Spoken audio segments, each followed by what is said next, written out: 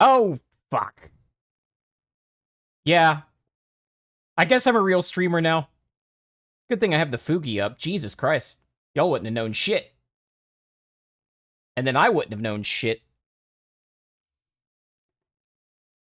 Hey, Annie. Hey, Nick. How's it going? A true pro. I need the professional streamer emote. Because we made one a while back. And, it needs to be more channel appropriate. But it applies here. Lirio asks, did you recently add the rules? I did. I did recently add those. It was like last week. Oh, shit. Yeah, happy Friday. It's been a whole week since we've been here. So, oh, shit, there's stuff to go over. I have a refrigerator again, so you know what that means.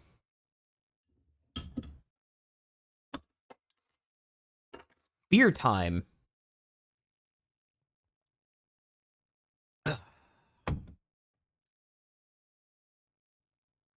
Illyrio says, only one? Fuck. I know, it feels like for fucking ever. What a week, dude.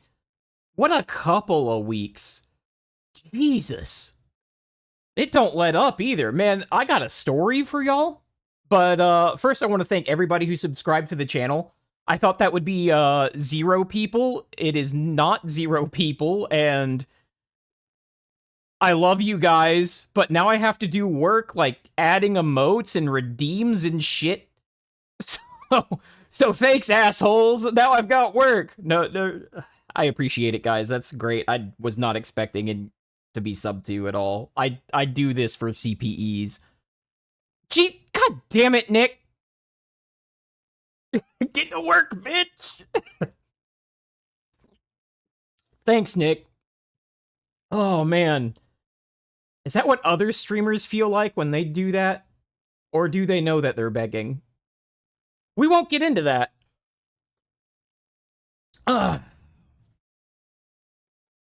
So, story time. I'm at work today. I'm going to the quad for... Hey, Plaus, what's up?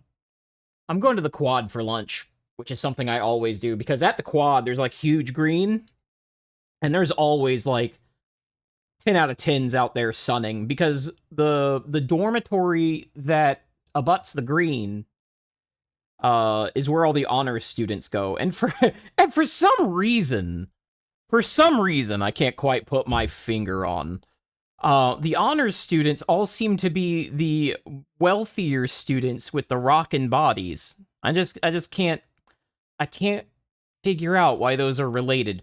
Anyway, they're generally sunning themselves on the screen and on the green. Oh man, the beer is already hitting.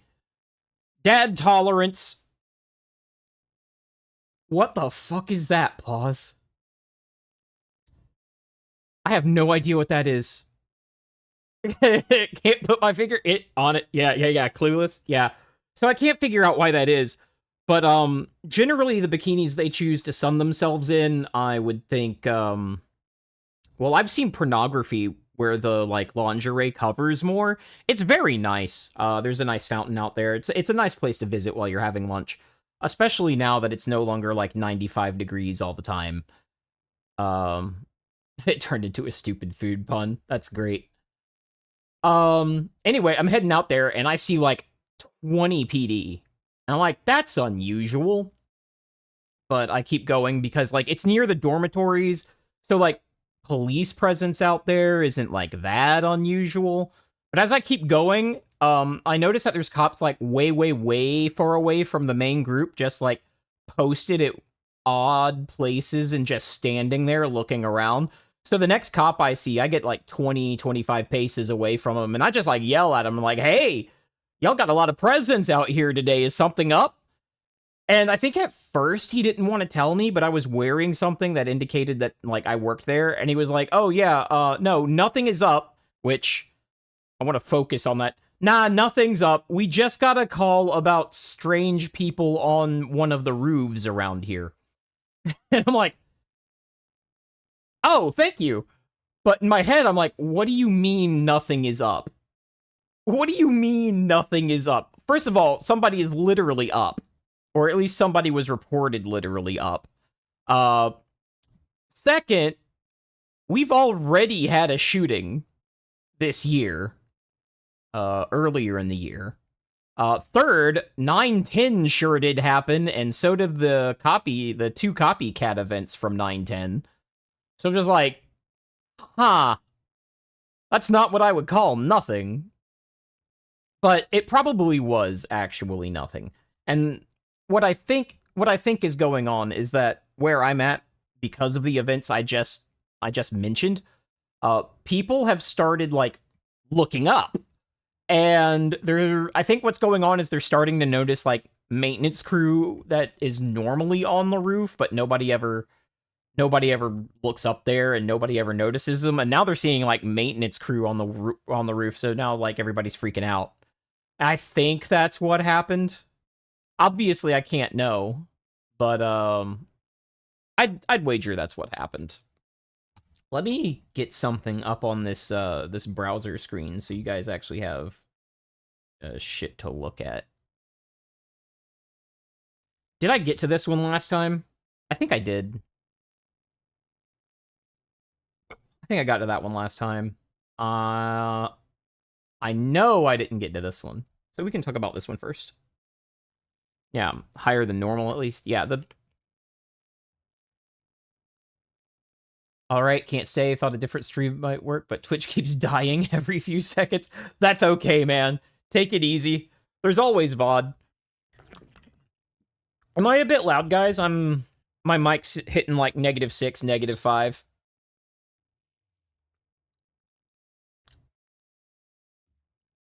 Yeah, take care, mem.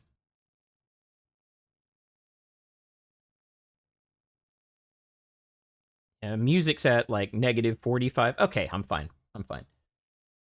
There was some other housekeeping, but I think I talked about the fact that we have emotes. Nick, I think one of the emotes is one of those. So like now that you're subbed, you can use that anywhere. Oh, there's no music? Ah, that's fine. I'm doing like random classical spooky music anyway. But maybe no, let's not adjust that. There's also glizzies and what Claus referred to as the SCC or the SCP seagull. The glizzy does need to be animated. I'm not sure. Yep, anywhere. I'm not sure who I'm going to go to for that. Maybe waifu. Yeah, I thought the Gaedra would be a really good thing to add to the channel. Now the seagull can be everywhere. I was already everywhere. Depending on who you ask. Depending on who you ask, I was already everywhere. Yeah, that one I drew. So I like that one. Not that I'm biased or anything. This one stuck out to me because there's like things I like about this and there's a lot of things that I don't. I haven't read the article yet. Like I'm reading all of these blind, so if I hit portions of the one of the things I want to do is like if I hit portions of the article that I think are written in a terrible way because a lot of security articles have like a lot of bait in them and they overstate some things. I'll point that out. That's probably my favorite part of articles actually is just pointing out that bullshit. Oh yeah, so another thing that happened to me today is there a convenient way to get this on screen is I got a visit from a bot and it was a pretty good bot. It was a conversation and I might expose my DMs a little bit first cuz it was kind of hilarious. Noted Plaus. Yeah, I might have to re-upload that. Absolutely. But for now, it's there. Let's see. Because there was a lot of white space in the original picture. Plaza's just talking about stream things to me in the Discord, and that's fine. Anyway, I gotta get these screenshots up because the bot thing, it was a pretty good bot. Let me get to that because I sent that to somebody in Discord, so I should just be able to like throw that up in browser. And I want to be clear with the fact that I knew this was a bot when I clicked it, but I was kind of curious because, you know, stuff like this is free content for me now. Let's see. Is it open link? Yeah. Yeah, we can. So, first of all, some background for this bot is that it's a locked account and it has 17 followers but follows nobody. So that's already strange, at least to me. The bots that I run into tend to be like as prolific as they possibly can. This may be common, but it's my first time seeing it. So this is like a kind of an example of social engineering because I thought the bot was actually pretty good. But you know, they hit me right away with the I got a question, so I'm like, oh boy, an art bot, here we go. So this is weird. This is nope, not art. I'm actually looking for an internship in philosophy. Why the fuck would you talk to me about that? Because I didn't even see this for 2 days. So, like, if you don't see something for 2 days and then you respond and then they respond back in like 5 minutes, that's a pretty good indication it's a botted account. Like, nobody does that. First of all, nobody who looks like that is sending DMs to people with seagull avatars. I'm just gonna be real. They don't look that great, but we won't get into that because if I get into that too hard, John Twitch probably won't like it. Anyway. So, yeah, here, like, not sure I can help you anything. Stress 8, blah, blah, you know, just a bunch of bullshit. Where's the next one? Go to the next one. So if I open the link. No offense taken, I get it. Like, this is very natural sounding language. That's one of the things I want to point out here, because we just had, like, an anti-phishing training for about 300 of my colleagues. So it's like, no offense taken, blah, blah, blah. I just saw your tweet about Nietzsche, and it sparked a convo in my head. I can normally say that word. Must be the beard. Must be the beer. Jesus. Dad tolerance is a thing. Fuck. I might have to lay off on the drinking during stream. Anyway, Nietzsche. And, I didn't post anything about that, so that's a tell. And then I'm like, Nietzsche! Like, hey, well, hey, as long as there's nothing going on, you can DM me. At this point, I'm like, I don't know what the goal of this bot is, but whatever. And then, you know, instantly here comes the pic. And it's like, oh, there it is. There's the other shoe. In fact, in the previous thing, I'm like, I'm just waiting for the shoe to drop here. What is this? And then this happens, and then the pics start coming in. Let me make sure there's nothing in the other pic, because they tried to send me something lewd, but I don't think it worked. Hold on. And you'll see what if I can show it, you'll see what I mean by it didn't work.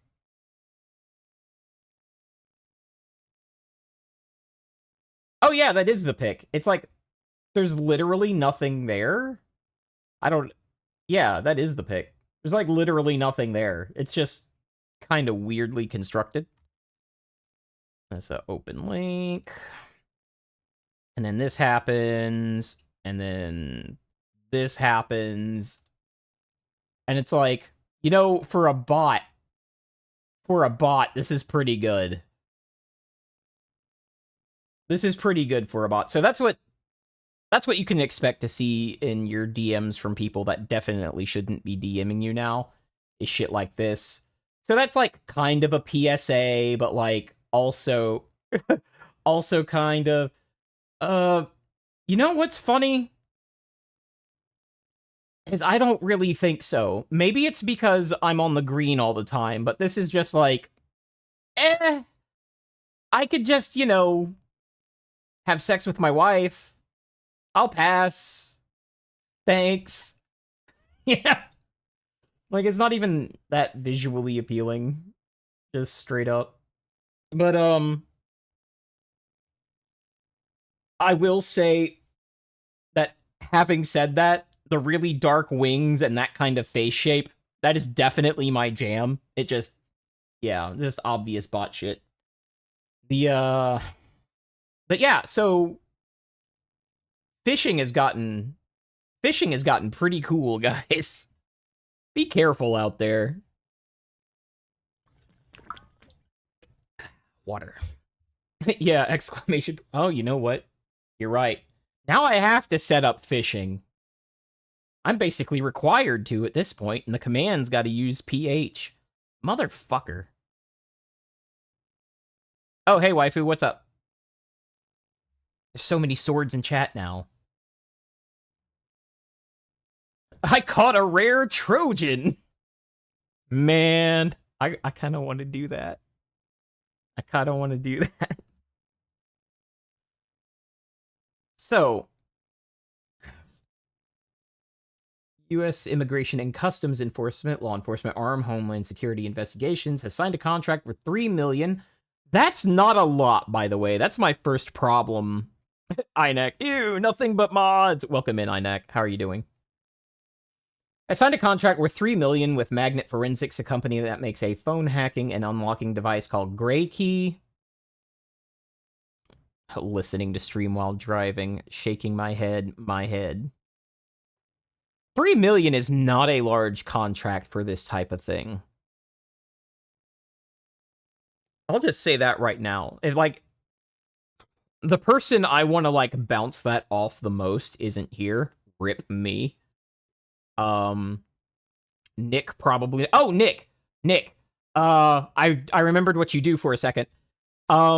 Next week I will probably be doing some sort of guerrilla stream on Wednesday where we watch USCSB videos and react sloppa to those. And I thought you might be interested in those particularly. Anyway, the contract, which appeared on Tuesday in a federal government procurement database, said it is for software licenses for the phone hacking tech for HSI to recover digital evidence, process multiple devices, and generate forensic reports essential to mission of protecting national security in public. So ICE is basically tooling up. I kind of thought they had this stuff before, because there's other ways to get this done. And the Seagull has raids disabled. I was not aware I had raids disabled. That's kind of existential, isn't it?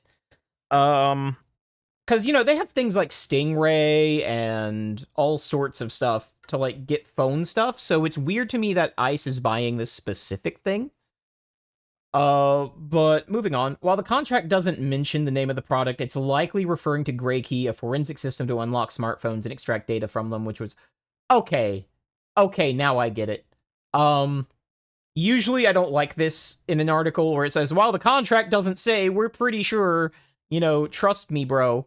I usually don't like that in articles, but for this one, I concur that that is what it is likely for. There's almost no other reason to make the purchase that they purchased. Disable this pants pinch. Hey, Saru, what's up? INAC, gotta go get food, man. Don't watch streams on an empty stomach. You don't trust seagulls? Well, you shouldn't, first of all, because, like, birds are government drones. Second, they'll steal your snacks. And that's no good. We're talking about ICE acquiring Gray Key. A forensic system to unlock smartphones and extract data from them, which was originally developed by Grayshift, following an acquisition by private equity from Thoma Bravo in 2023. Oh man, I got a Badoop. Not an important one. The, allegedly, I would know. I know nothing about phones. One thing you should know in this article is that the contract for this is only $3 million. I thought you might find that interesting. Sorry. Apart from this most recent contract, procurement database shows ICE and HSI signed several other contracts with Magnet Forensics and its partner Pan America Computers. Which, isn't that just the most unassuming name? I love how, like, all these spooky companies have names like this. Oh, you think they overpaid at $3 million? I typically see these contracts going for a lot more, but we might both be correct. The contracts might typically go for a lot more, and they also still overpaid at $3 million. So, that's just procurement for you.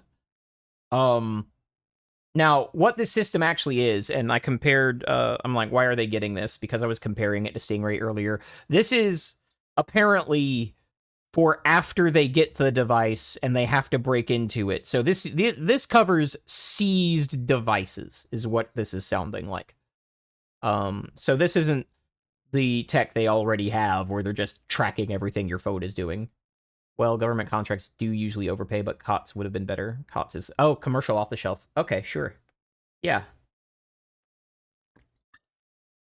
Apart from this most recent contract, the procurement date... Okay, yeah, I read that already. A subscription for Magnet Griffi Enterprise that collects, processes, organizes, and analyzes... Okay, so a data handling thing. Gray Key, Premiere, purchase of software licenses for Gray Key to help HSI recover digital evidence on multiple devices for investigative operations. A contract worth $12,000 for unspecified Magnet Forensics. Here we go. The $12,000 for other. The $12,000 for other.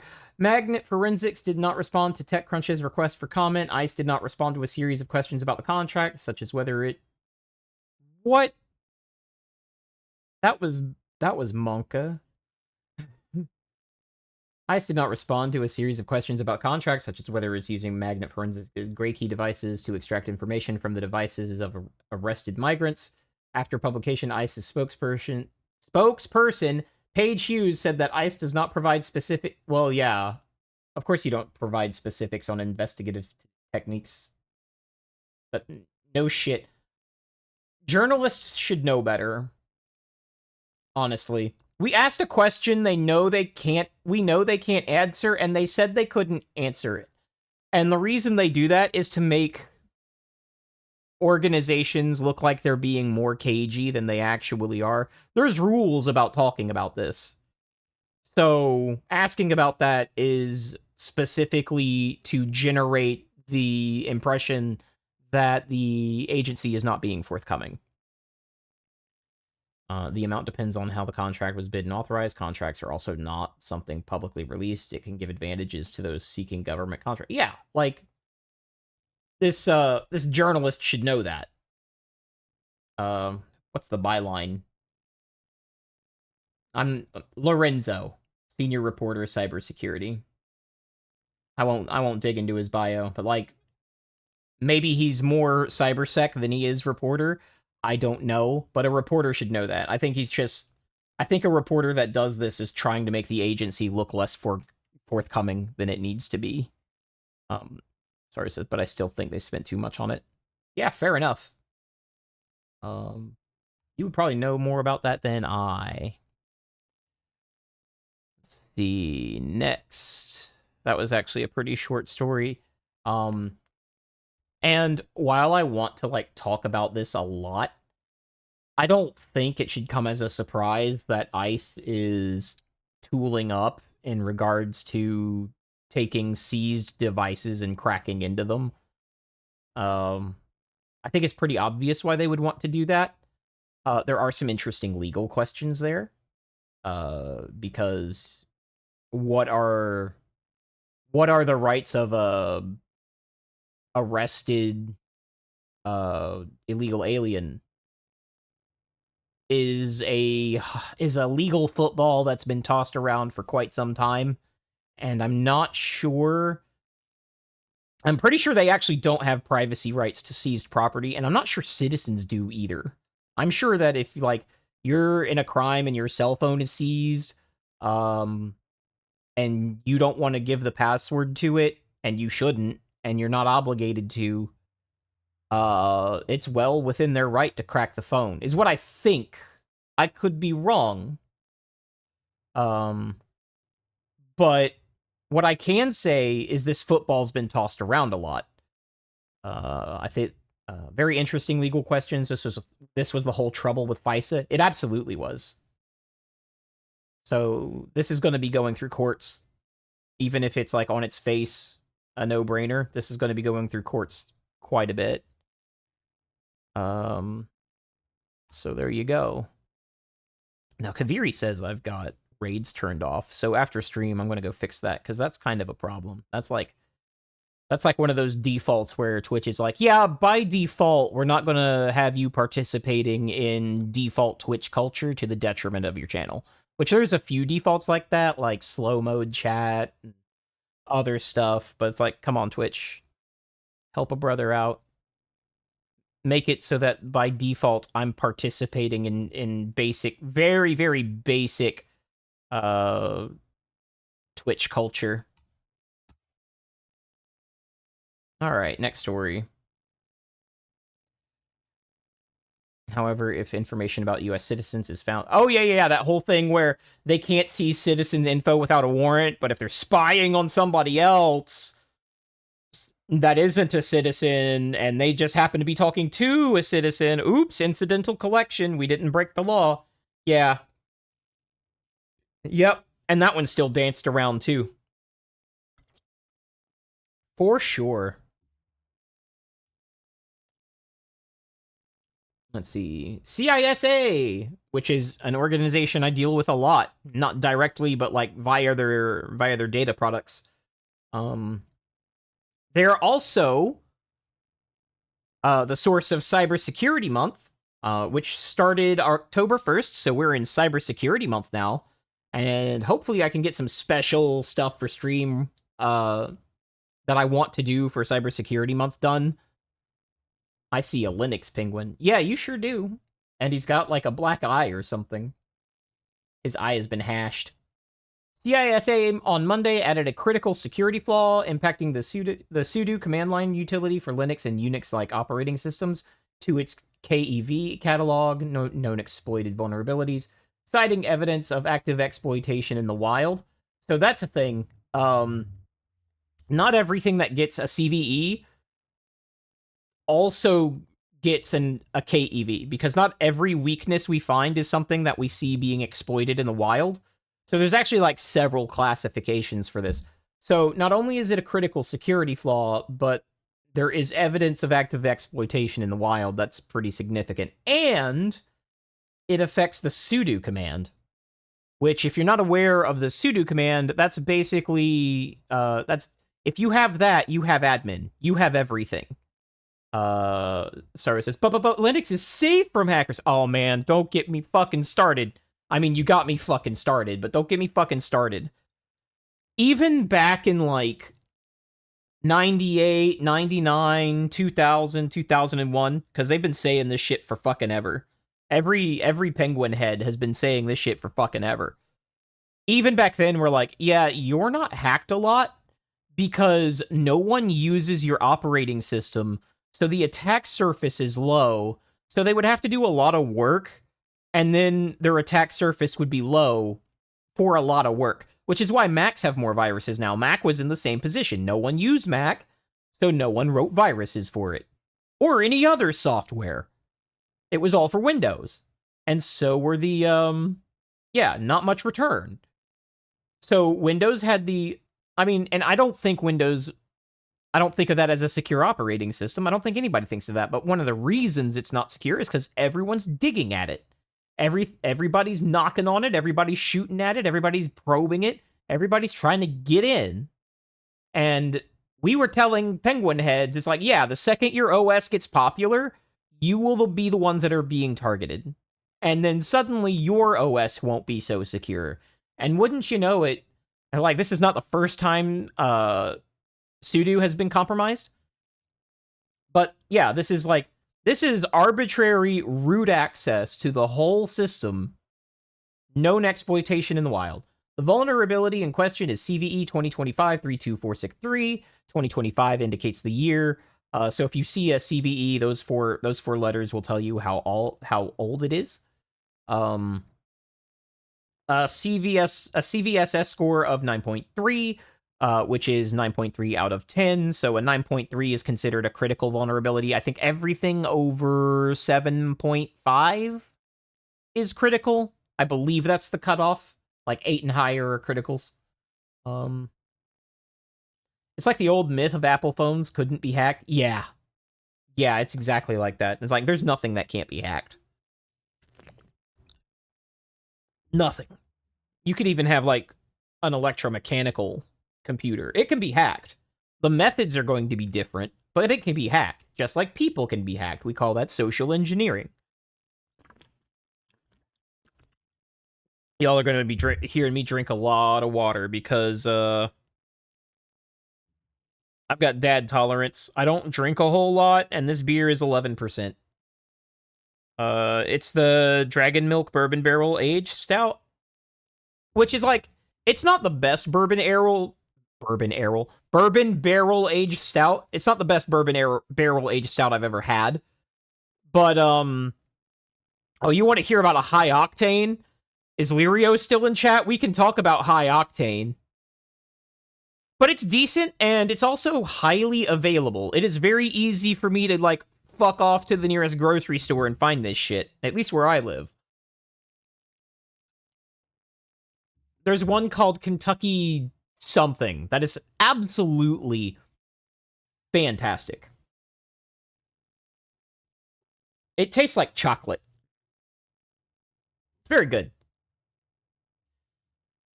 I'm not sure how many of you were around when I was telling this story. And I'm sure Lirio would also like to tell it. What was the highest ABV thing we tried at Beer Fest, Lirio? What was the highest ABV? Because it's like, it's me, it's Lirio, and it's Waifu going through this, like, beer festival, right? And she doesn't think she's getting drunk.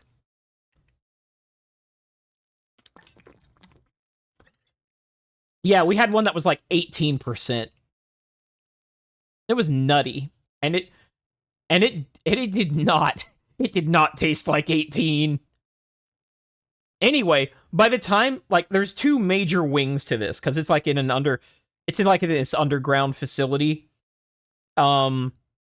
Which at that time of year in this part of the country was a very welcome place to have a beer fest. Oh man. If that was outside, if that had been outside, oh god, imagine the smell, man. Imagine the smell. Because so many other people would have gotten sick. That would have been unreal. It might have smelled as bad as TwitchCon if it was outside. But, no, but, like, so there's two major wings, and we finish with the first wing, which was very tasty.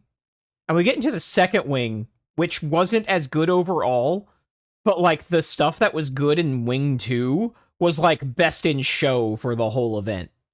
Would you agree with that, Lirio? Because that's how it came off to me. Like, my favorite things were in the second wing, but, like, the first wing had more consistently high-quality stuff, is how that experience went for me. So we get into wing 2, and at this point, Waifu is literally stealing drinks out of Lirio's hand, because they're for her. Like, he offers her a sip of something, and she just takes it from his hand and drinks it down in like it's a shot. And it's like, it's about that time I'm like, uh-oh. We have a problem. Sure enough, she did not make it back home without soiling the backseat of the car. That was messy. She tossed her cookies. Anyway, where was I? Oh yeah, that's right, Lirio's right. she poured out in her cup first, but like she had a cup, so she chugged that, then she stole Lirio's cup, poured it into her cup, and then chugged that. And both of the things she had were like in the 14 to 17% range. Waifu C drink, waifu drink, no problem. Yeah. Yeah, waifu was basically what was it? Grug, sea caveman sea rock, caveman lift rock, caveman smash rock, good rock. But yeah, it was like that. Yeah, Nick, exactly like that. All right. So the next part of this article is sudo contains inclusion of functionality from an untrusted control sphere vulnerability. This vulnerability could allow a local attacker. This phrase is important. What this means is that this generally is not available from a remote position. So the vulnerability could allow a local attacker to leverage sudo's r change root option to run arbitrary commands as root, even if they are not listed in the sudoers file, which is like, that's a pretty severe vulnerability. That's just any of your users that know about this basically has the administrative keys to your kingdom. So that's a problem. It's currently not known how the shortcoming is being exploited in real-world attacks and who may be behind such efforts. Also added to the KEV catalog are 4 other flaws. I don't really care about these because these are, well, this one's old. These 3 are new. So Cisco, iOS, and iOS XE contain a stack-based buffer overflow vulnerability in the simple network. Oh, in SNMP. Because why wouldn't it be SNMP? Why wouldn't it be SNMP? Subsystem that could allow for denial of service or remote code execution. Why wouldn't there be a buffer overflow in SNMP? Forta. This one's nasty. Forta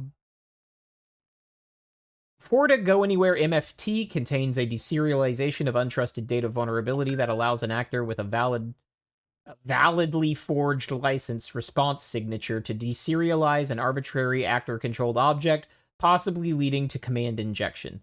So that's sophisticated. That's sophisticated, but also scary. And then we have Libra. Yes, VA email security gateway contains a command injection and a vulnerability that allows command injection via compressed email attachment. Okay. That's also spooky.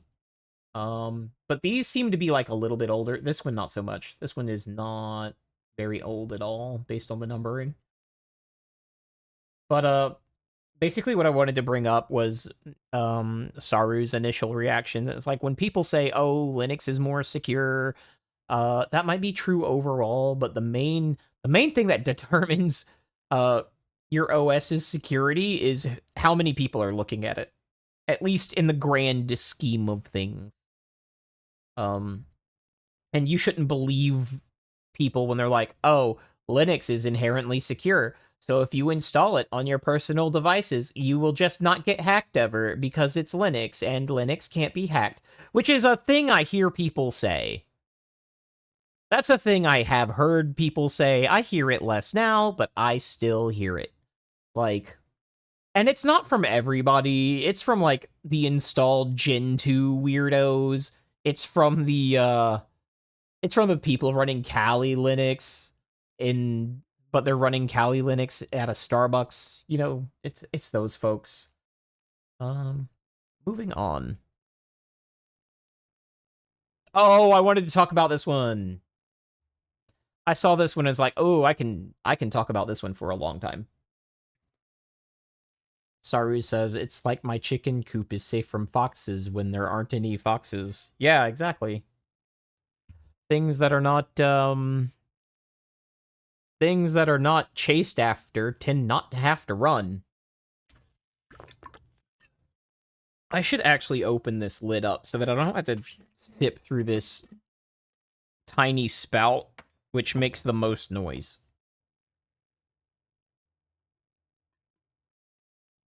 Now, I have my own story about burnout and cybersecurity, but we'll see what this one is. Oh boy, that's a mugshot. He looks like he's in IT. I'm no different. Not throwing shade, but boy, we all look like a way, don't we? All right, who's pinging me? Well, I need to D&D mode this sometimes. Like, holy hell. Discord's popping off. Bald! Alright, I'm not bald, but like, you know the look. When you see an IT guy, you just know. You just know. And this guy's no different.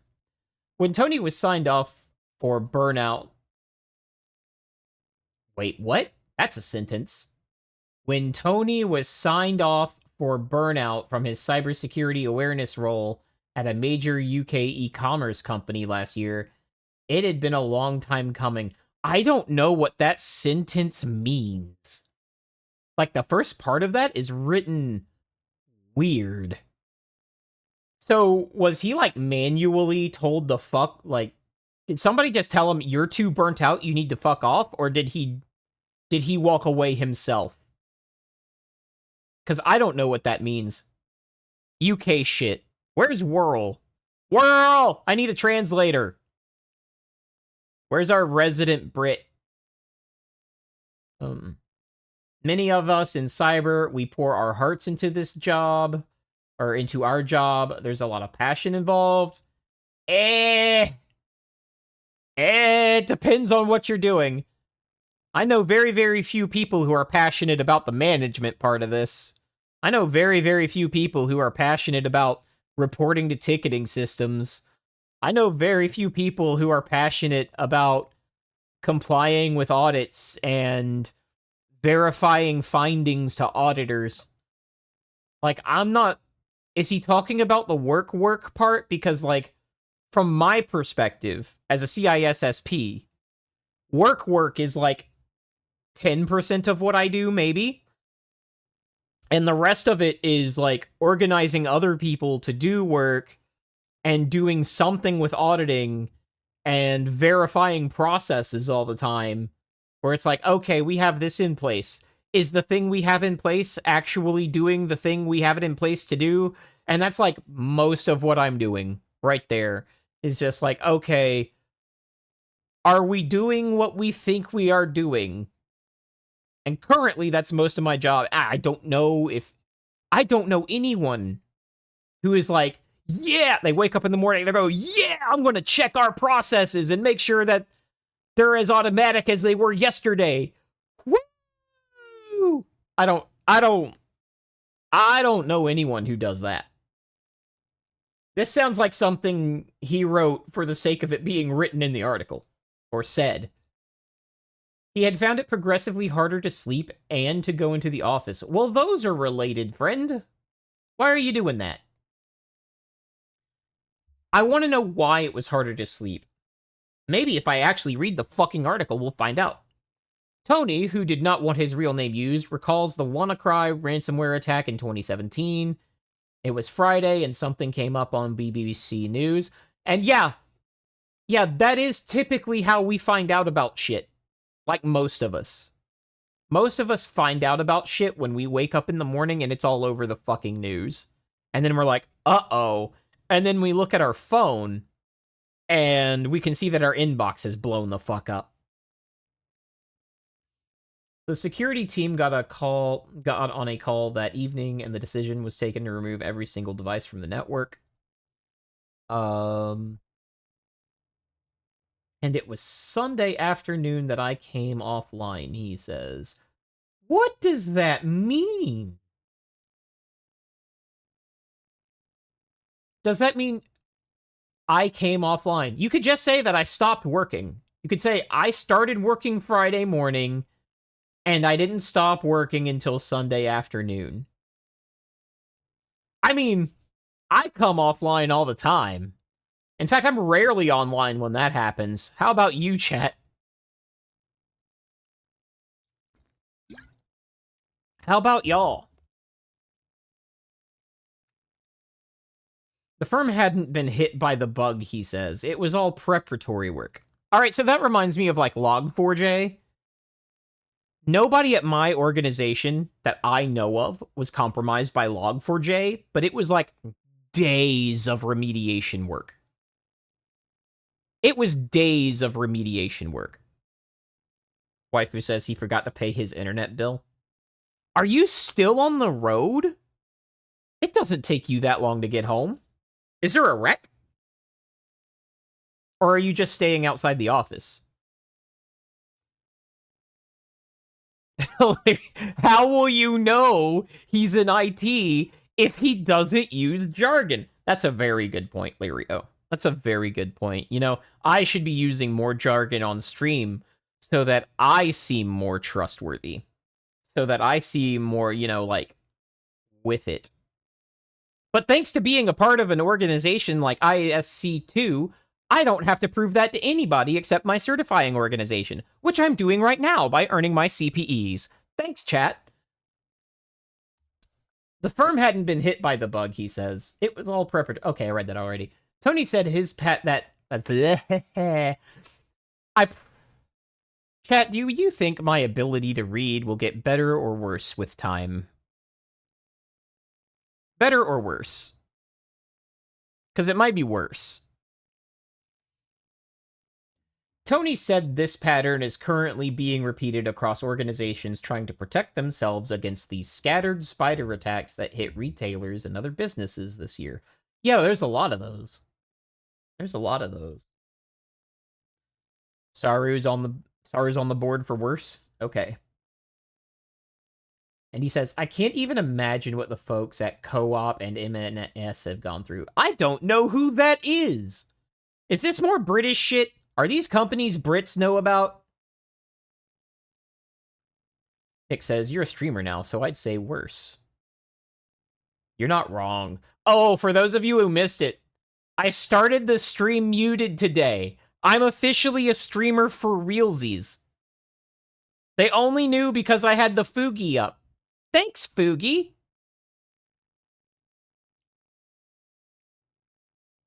All right. If you think you might be burning out, you're already on your way there. I think some people can detect that earlier. Generally, I would say that is true. But I think some people can detect that earlier. Says Andrew Tillman, former head of the Cyber Risk and Assurance for UK's Health Security Agency. Okay. Paul says, my streamer is retarded, Galage. So when are you going to try it, uninstall iTunes? I don't have iTunes installed. This is just a Fugi. I'm going to have a face cam. Soon TM. I am not a VTuber. Well, I mean, like, technically I'm VTubing right now. But, like... God damn it, I forgot the word for that. The word where the thing describes where it does, what it does. So, like, workers is an example of a word like that. Paws knows it. And I used to know it. Son of a bitch. No iTunes, fake streamer. With Facecam, you could be an augmented reality tuber. I'm not sure I like that. You know, one of the things I want to do is, like, figure out how, or, like, look at the setups people use when they're streaming from, like, cons and stuff. And then, like, have a have a GoPro and just, like, stream while I'm doing, like, one of my hikes. I think that would be cool.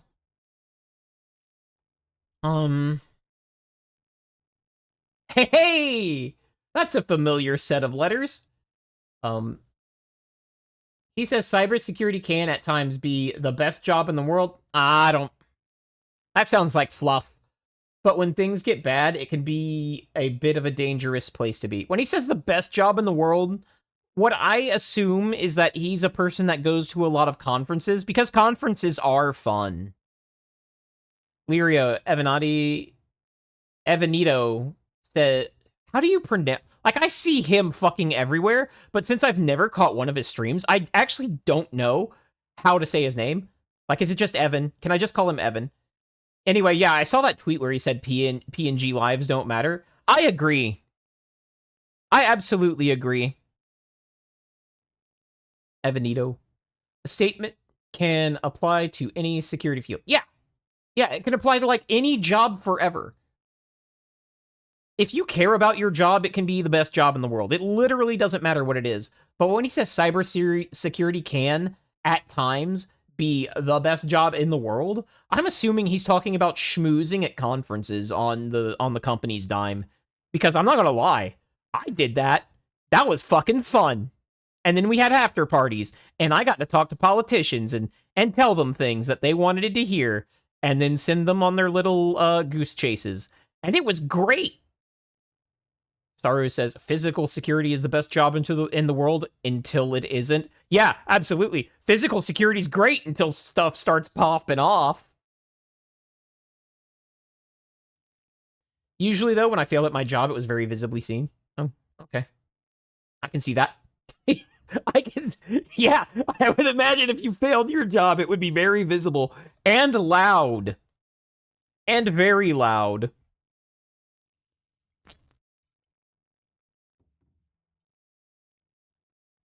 Mr. Tillman has suffered bouts of burnout himself through his 4 years at the agency. All right. Maybe it's the alcohol talking. Or maybe it's the alcohol making me willing to say this. But can we stop calling I'm sick and tired of my job burnout? Just say, I'm tired of fucking working like every other normal motherfucker. I'm tired, boss. I don't want to be on the cook line anymore.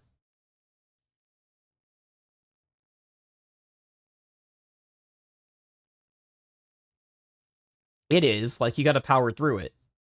But, like, what I do and what he does is a desk job.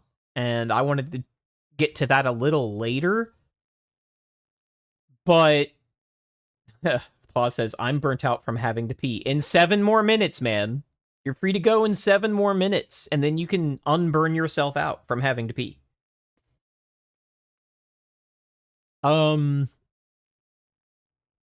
But what I wanted to get at is, like,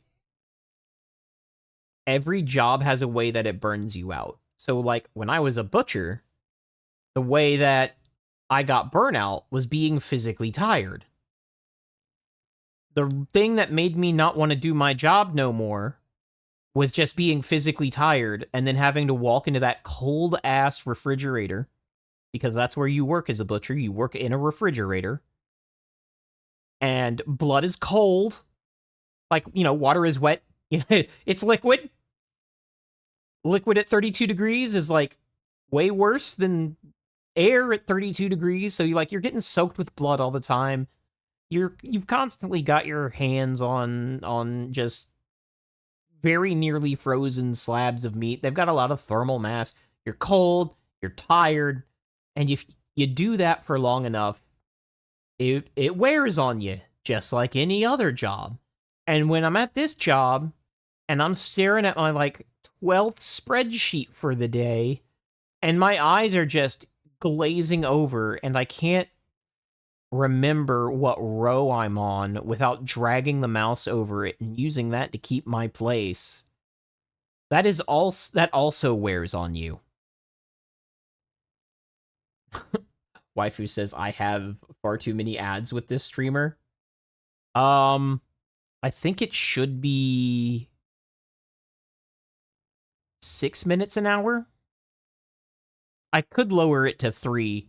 What I didn't want was pre-roll. And I think that's 3 minutes every hour prevents your pre-roll, but the slider they gave me to adjust that doesn't really cleanly work out that way. It was kind of weird. It was kind of weird. If only there were a way to avoid ads. Too bad there isn't. Yeah, 3 minutes per hour is how you avoid pre-roll. Yeah, exactly. But I'll show you later, Kaviri. My slider is weird. It does not let me set 3 minutes per hour. It just doesn't. Crank it up to 50 minutes per hour. Get that back. That stress is revealing itself in data collected by ISC2, the membership organization for cybersecurity professionals. That's my guys. That's my guys. ISC2 is my people. Its annual workforce study shows a 66% favorable job satisfaction rate in 2024, down 4 percentage points from the previous year. All right. There's a very good reason for this, and it has a lot to do with why I stream. RM, why don't you just do this for money? Like, for more money? Like, why are you streaming on Twitch? And the reason for that is, like, yeah, I get my CPEs this way, but, like, let me throw out a hypothetical. Hypothetically, if somebody needed my services on an emergency basis, let's say the emergency basis is as an IT security consultant, and they need that service right now, how much per hour do you think that is? I will take the guesses in chat right now. Because we're going to get into this next week because of a thing. But in more detail. But what do you think that service is worth? At least a minimum wage. $250.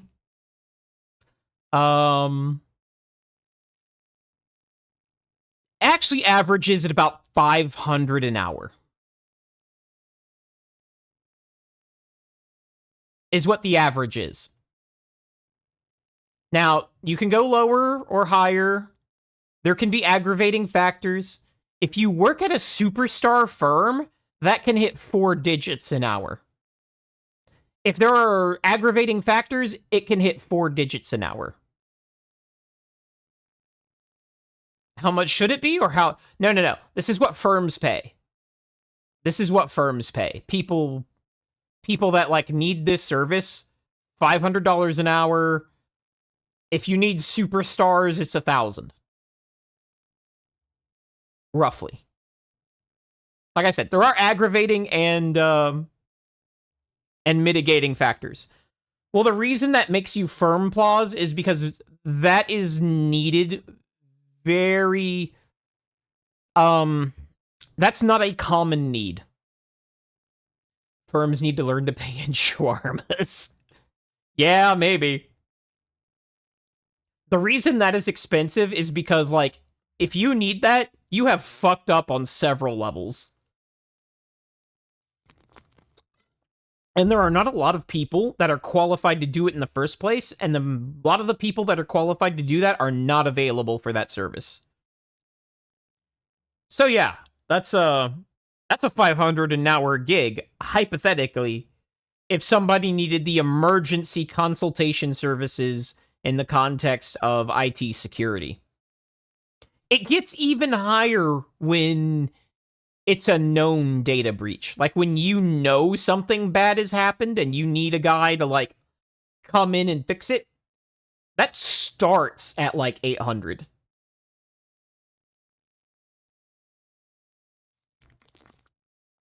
Gee, maybe that's why the military trains its own cyber weebs. Yeah, like it. It's not a common service to need. The point is, cybersecurity services can be very expensive. And we're running into this situation. First of all, cybersecurity has always been like this massive overhead.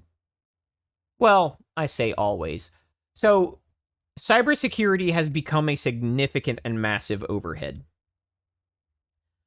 Saru, anytime a serviceman says that they peel potatoes, my eyebrow goes up. Just one eyebrow.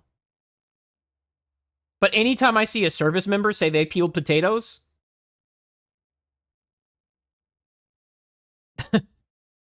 I start getting a big old think.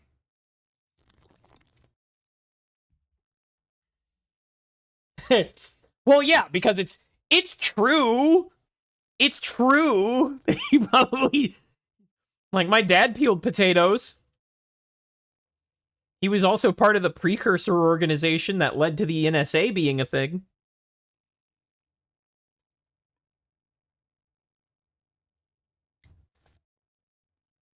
Being spooky runs in my family, I guess.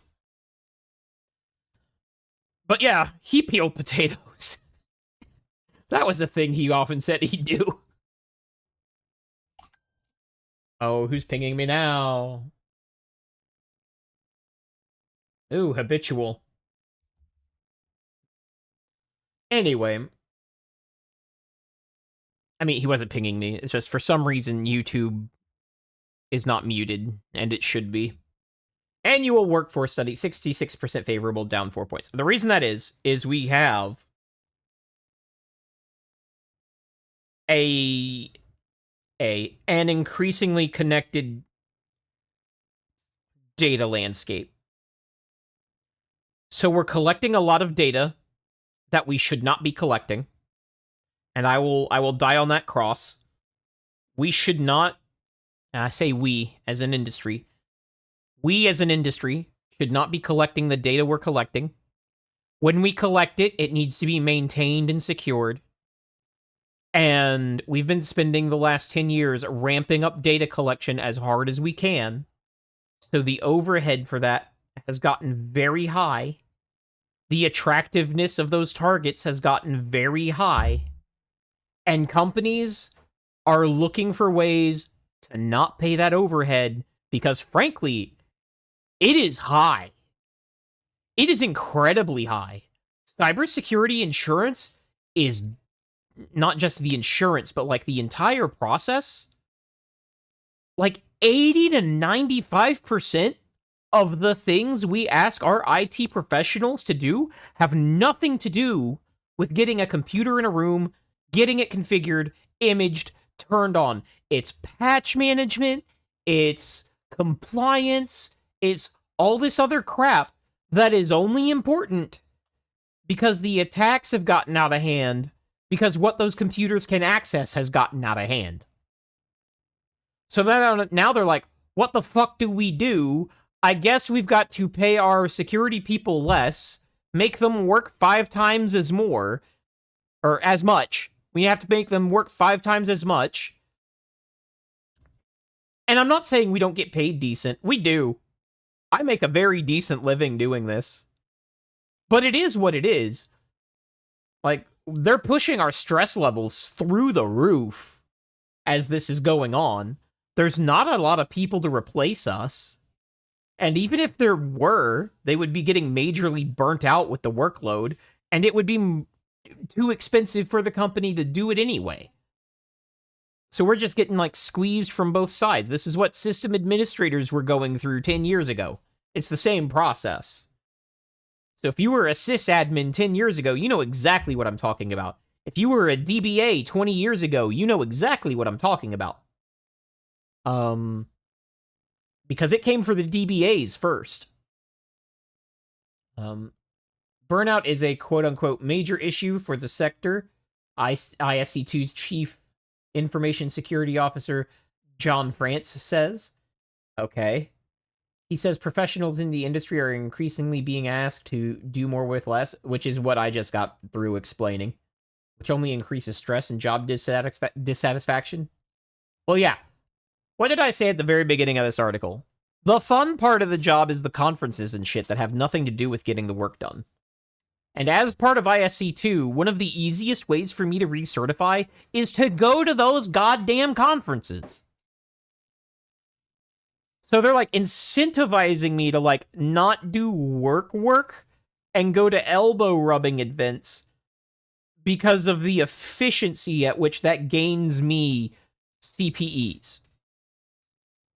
Because it's very efficient to do it that way. If you're riding the conference circuit, you are just blowing your CPEs out of the water. But you're also very away from your job, and you're mostly networking. And 95% of that is, you know, has everybody seen, like, Asmon's, like, bullshit jobs thing? It's like that. Now, am I going to say it's totally bullshit to listen to the lieutenant governor speak about where he wants the direction of the government to go with regards to the overall IT strategy? No, it's not bullshit to listen to that. Was that literally 10 minutes of the conference and the rest of the 8 hours was other stuff that maybe could have been skipped? Yeah. Yeah. So, like, 10 to 20 minutes was the lieutenant governor saying things like that are important, and the rest of the conference, though enlightening and engaging, was basically a paid day off to just talk to people. And there's pros and there's cons to that. But in the context of what I have highlighted here, that's pretty much all downside. It pretty much fits what Asmund would call bullshit jobs.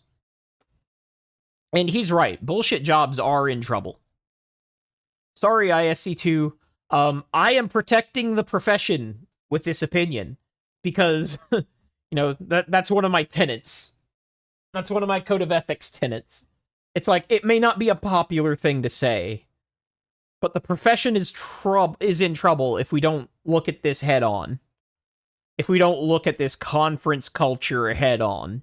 Which you think we would have done in COVID, right? You think we would have solved this during COVID, but we didn't.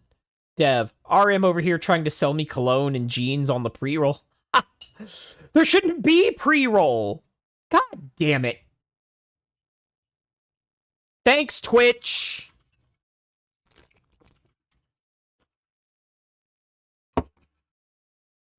Hold on a second.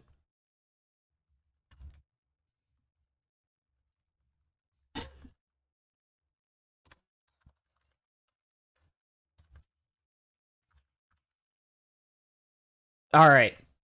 I had to write that to Dev. Because don't worry, Twitch is going to get their money one way or another.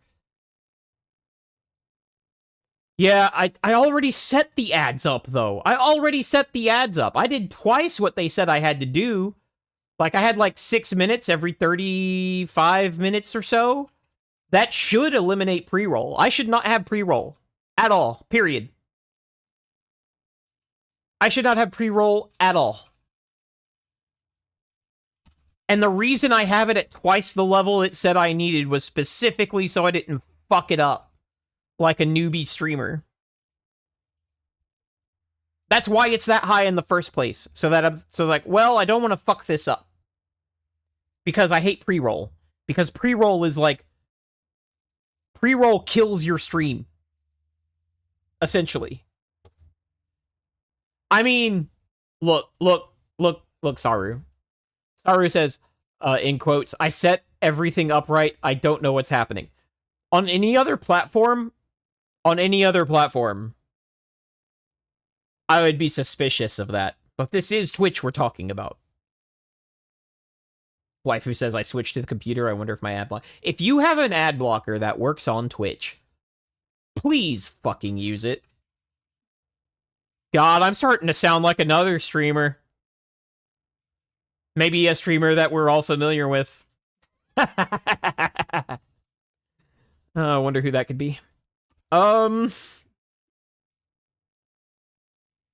Sometimes works on Z's stream. Oh, that's cool. On that note, anyone sub to me can use these emotes anywhere, because I'm a real streamer now. My ad blocker is called Turbo Free Trial. Yeah, I'm gonna try Turbo out, actually, because I'm tired of getting, tier 3 subs absorbed by bans. I'm gonna be real. That's kind of frustrating. As a customer. I don't like it. I don't like that you can do that. If you ban somebody, it should cancel their stream, It should cancel their sub right then and there. And if they have one that they, pre-bought, it should cut that off. It should just cut that off. So, yeah, am I encouraging people to do stuff that technically harms me as a streamer for, sub count? Yes! Yes, I am, because ads are a miserable experience. Dev says, yeah, it certainly does. Okay, you're back. I set it up for twice what they said I needed to get rid of pre-roll. You should not be getting pre-roll. You should not be getting pre-roll. That fucking sucks. Twitch is like greasing your ass from both sides. Kaviri says I could get turbo, then sub to 1-2. I actually want. Yeah. You could. And then it's just like, who has the emotes I like the most? And then you sub to those people. But yeah. So, where was I here? Yeah, do more with less. That's everybody, dude. That's everybody. Potato. I don't get anything thanks to my whispering modded Twitch app. Can I even say that? Will John Twitch be mad at me if I say that? Oh well, I said it. I'm just reading what chatters are writing. Welcome in, Potato. I love that you say that, but you also have the 2024 Twitch recap badge. I like mine the most, obviously. I feel you there, Kaviri. I feel you there. I like my emotes the best. You can grease my ass, Gauge Hydra. Yeah. Cyber professionals rarely work 9 to 5, he adds. And I am one of the rare 9 to 5ers. My bosses, I have 2. First of all, I have structural problems with having 2 bosses that are not on the same org chart. I do not think... It's not a think thing. You cannot be loyal to 2 people at once that do not share the same org chart. That's impossible. And I don't know why they've set my position up that way. It's fucked up. Anyway, what were we saying? 9 to 5. Yeah, both of them ream my ass if I work outside of my 8 to 5. Even though I'm salary. They are very, very pro work-life balance, both of them. One of them is ex-Navy, but I'm not sure he can be ex-Navy, because the ex-Navy we're talking about is E8. He's an E8. I don't think you stop being Navy once you hit E8. I think that's just, you're done. You're Navy no matter how far out of the service you get once you hit E8. Not that's... Yeah. Saru says, oh yeah, this is something I brought up in last stream, 2 bosses. I had a lot of that in the military. Saru says, I was E8. Yeah, did you ever really stop? I'm just wondering. Because this guy didn't. Mentally, this guy never left the military, mentally. Senior chief?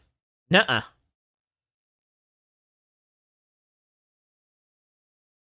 Dev says, most bosses in my experience don't tell you to work overtime. They just try to make you feel bad for deciding. No. My bosses are, like, I agree with you that that's the most common experience. 100%. My current bosses, both of them at the same time, even though they don't report to each other in any way, are like, hey, don't you dare work over your hours. It's not that important.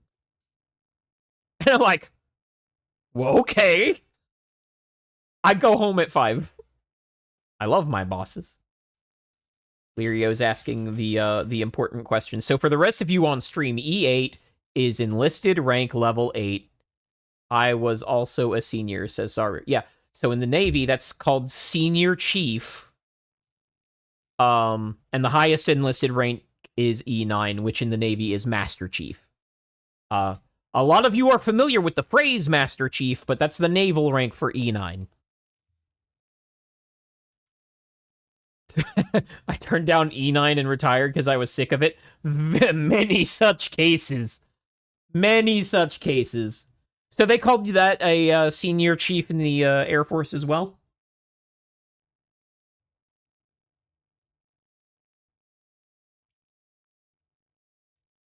Air Force is backwards as Chief Master. Oh, okay, cool. Cool.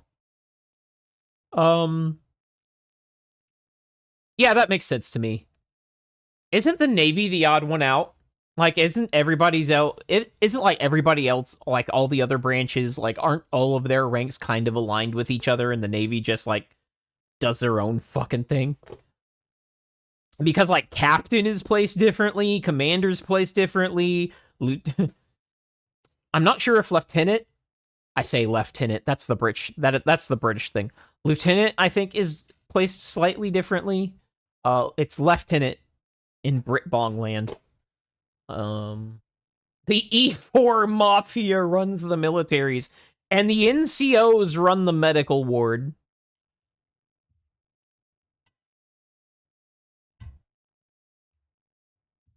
I love that both of you, like, there wasn't enough time between your posts for, like, one of you to read one of those and then post the other, and you're both talking about E4s.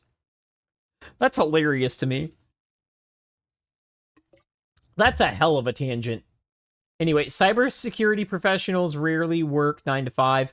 I know it doesn't say security here, but that's nobody else calls themselves cyber. When somebody's like a system administrator, they don't call themselves a cyber administrator. That's cringe shit that only security professionals call themselves. And I don't participate in this. This is cringe. Yeah, that's all there is to it. This is cringe. This is absolute cringe. Cyber dorks. Yeah, cyber weebs. Even if they do, oh, tell me about me. I didn't get to the part about me yet. Even if they do, they remain on call because threat actors. Okay, that's true. I am on call, but that has happened literally one time in a tornado and a hurricane. Okay, twice. But it was tornado and hurricane. So, like, yeah. Part of the issue is that hackers have become more aggressive, prepared to target critical national infrastructure or cripple healthcare organ. That is not the issue. And my lieutenant governor put this very succinctly. I think it was lieutenant governor. Cyber criminals are the only profitable cybersecurity operation. Everybody else is overhead. All the white hats are overhead. The only people who make any money in cybersecurity are the black hats. That's it. Everybody else is in a defensive overhead position. Also, hackers backed by nation states are also accounting for more attacks. Bullshit. They're accounting for most attacks, and always have. Our security posture started with this. This is a consequence of Stuxnet. Dev says, I should have been a ransomware dev instead, Sag. I mean, kinda. It says, also hackers backed by nation states are also accounting for... I have a problem with this part of this sentence because this has always been the case. This is not new. Alright, if anybody thinks that nation-state actors have not always been the primary problem, you're not awake.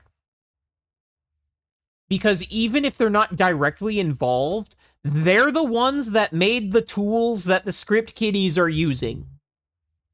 And it's always been that way. The state-sponsored R&D, the state-sponsored research builds tools, those tools leak, and then cyber criminals have those tools and they use those tools. So at the end of the day, we are fighting state-sponsored actors, even if that's just because it's trickled down into, like, the private sector.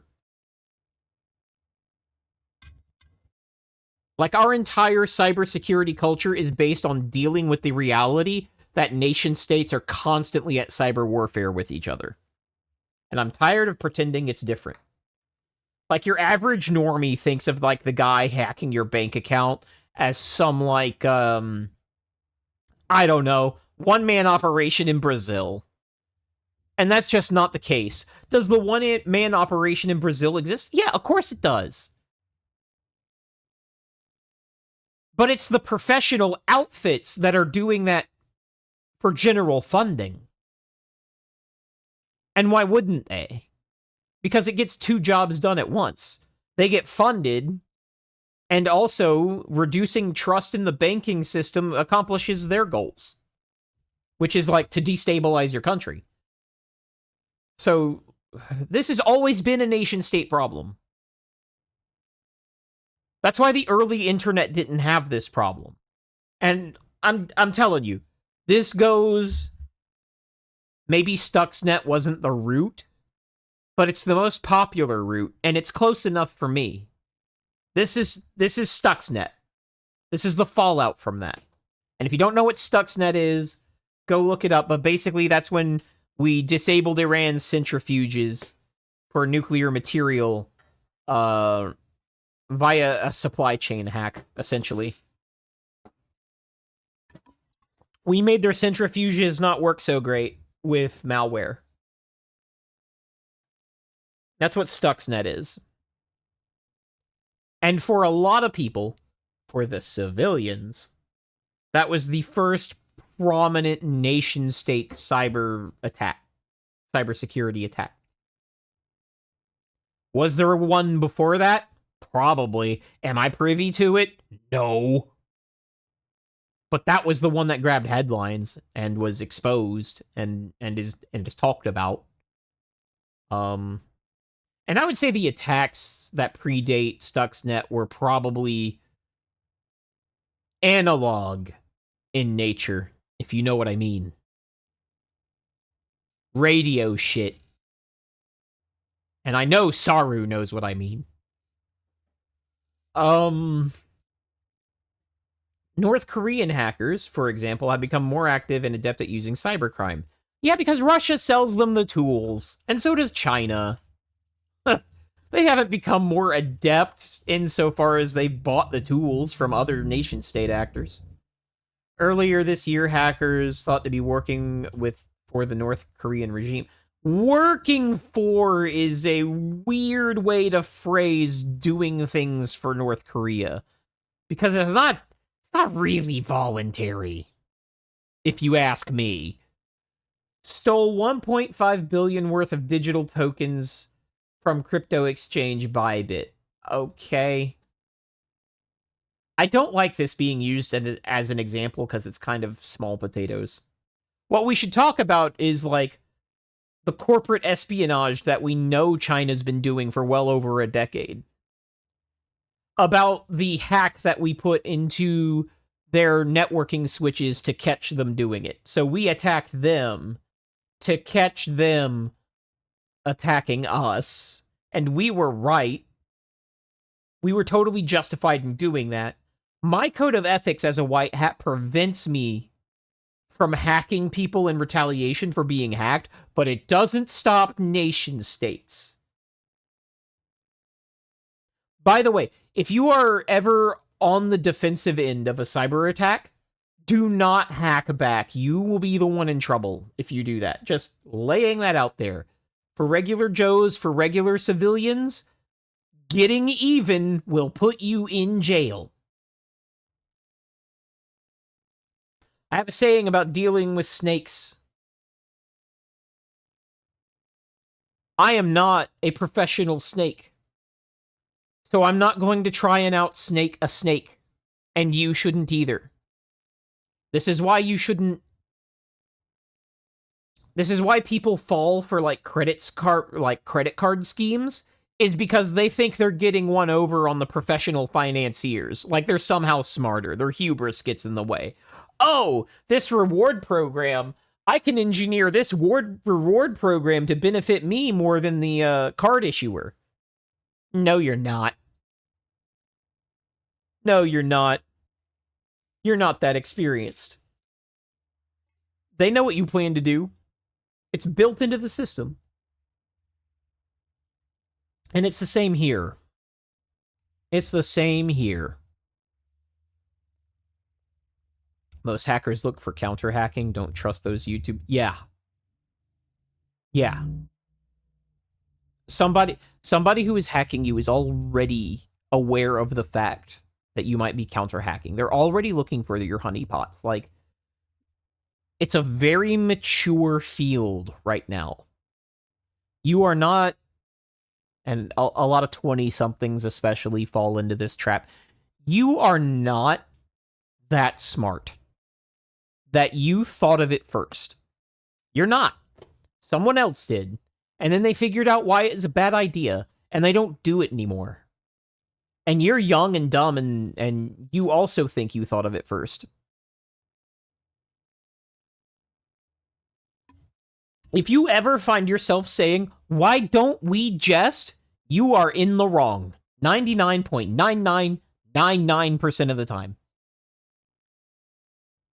Why don't we jest? If I ever hear that from your mouth, I know you're an idiot.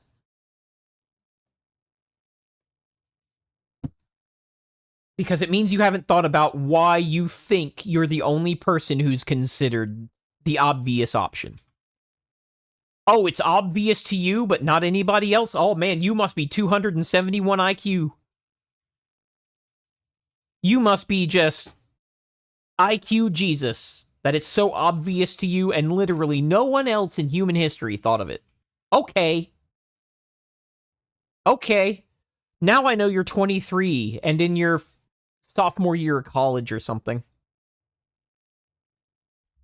Dev says, wait a couple decades, then with enough experience, you become old enough. Yes! After you get experience, you're like, man, I'm a fucking idiot. God, dude, oh man. I was dealing with this week. God, man, youngins, you just can't talk to them. They take offense at everything. This is why we have, like, why are we saying caught? Who was caught? I want an explanation. Who was caught? Why did you feel called out by that? Oh, that you're an idiot? Yeah. But, like, we've all been there. One of the hardest things about, like, dealing with youngsters. Hey, Birdie. Hey, man, what's up? How's it going? I think one of the hardest things that I have to do when dealing with youngsters is remembering that I was a young dumbass once myself, and I thought I knew everything at some point. I think by the time I was 24, I had grown out of thinking I had known everything.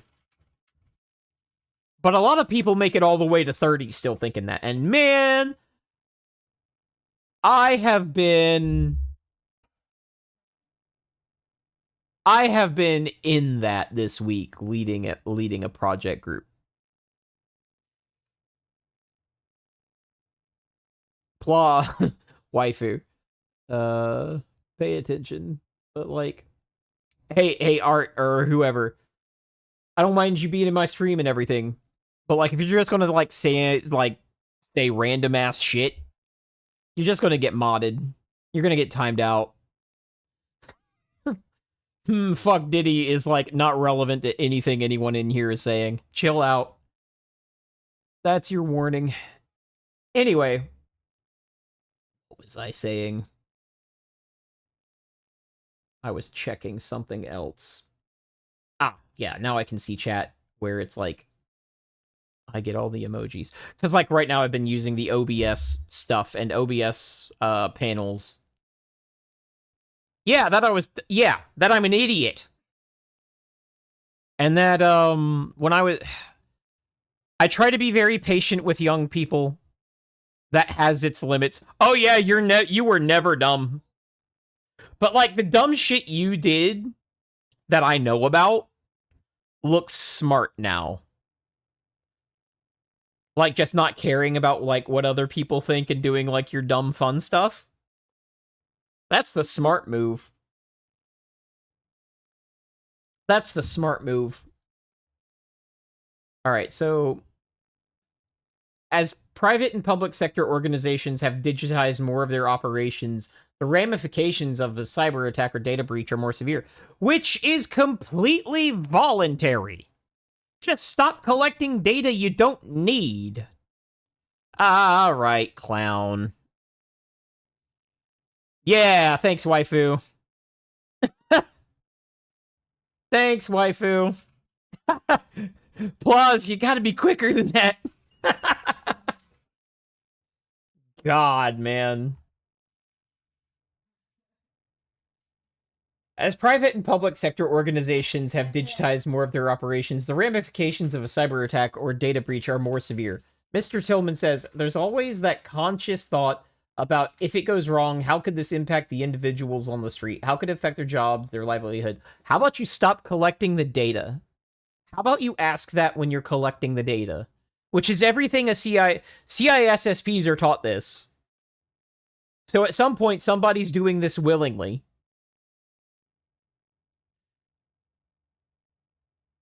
At some point, people are doing this willingly that have been trained to know better. Or they've just been overruled by their corporate apparatus. But we know what the risks are of collecting data we don't need. And we do it anyway. Just like as a society. So this is a solvable problem. But in the age of... So let me put it to you this way. One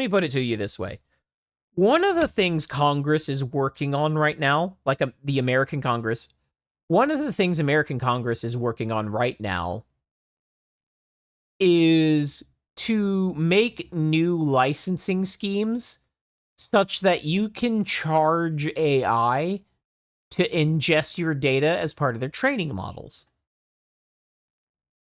So if AI companies do end up going into this regulatory scheme, one of the ways you can guarantee that you're going to be picked up by one of these AI ingestion schemes is to have as much data as you possibly can. So the incentive there would be to make money off of the licensing fees for your data to an AI training model, which is going to incentivize you to collect absolutely everything you possibly can in every sensor that you can touch on a mobile device, on a computer, anything. So basically have a Google account, says Dev. Yeah, basically have a Google account. But, like, everybody will want to be Google at that point. They will be wanting to collect like, they already do, but as AI ingestion licensure goes up, this will become an even worse problem. Because while we have security paradigms in place to not collect data that's not part of the business process, when the business process becomes selling as much data as possible to AI, then everything's business process. So this is going to get worse before it gets better. Yeah, why is pre-roll on? Fuck off. I might just disable my monetization entirely if I can't figure this out. Why does it say pre-roll is on? I hate you. Anyway, I'll fix that eventually.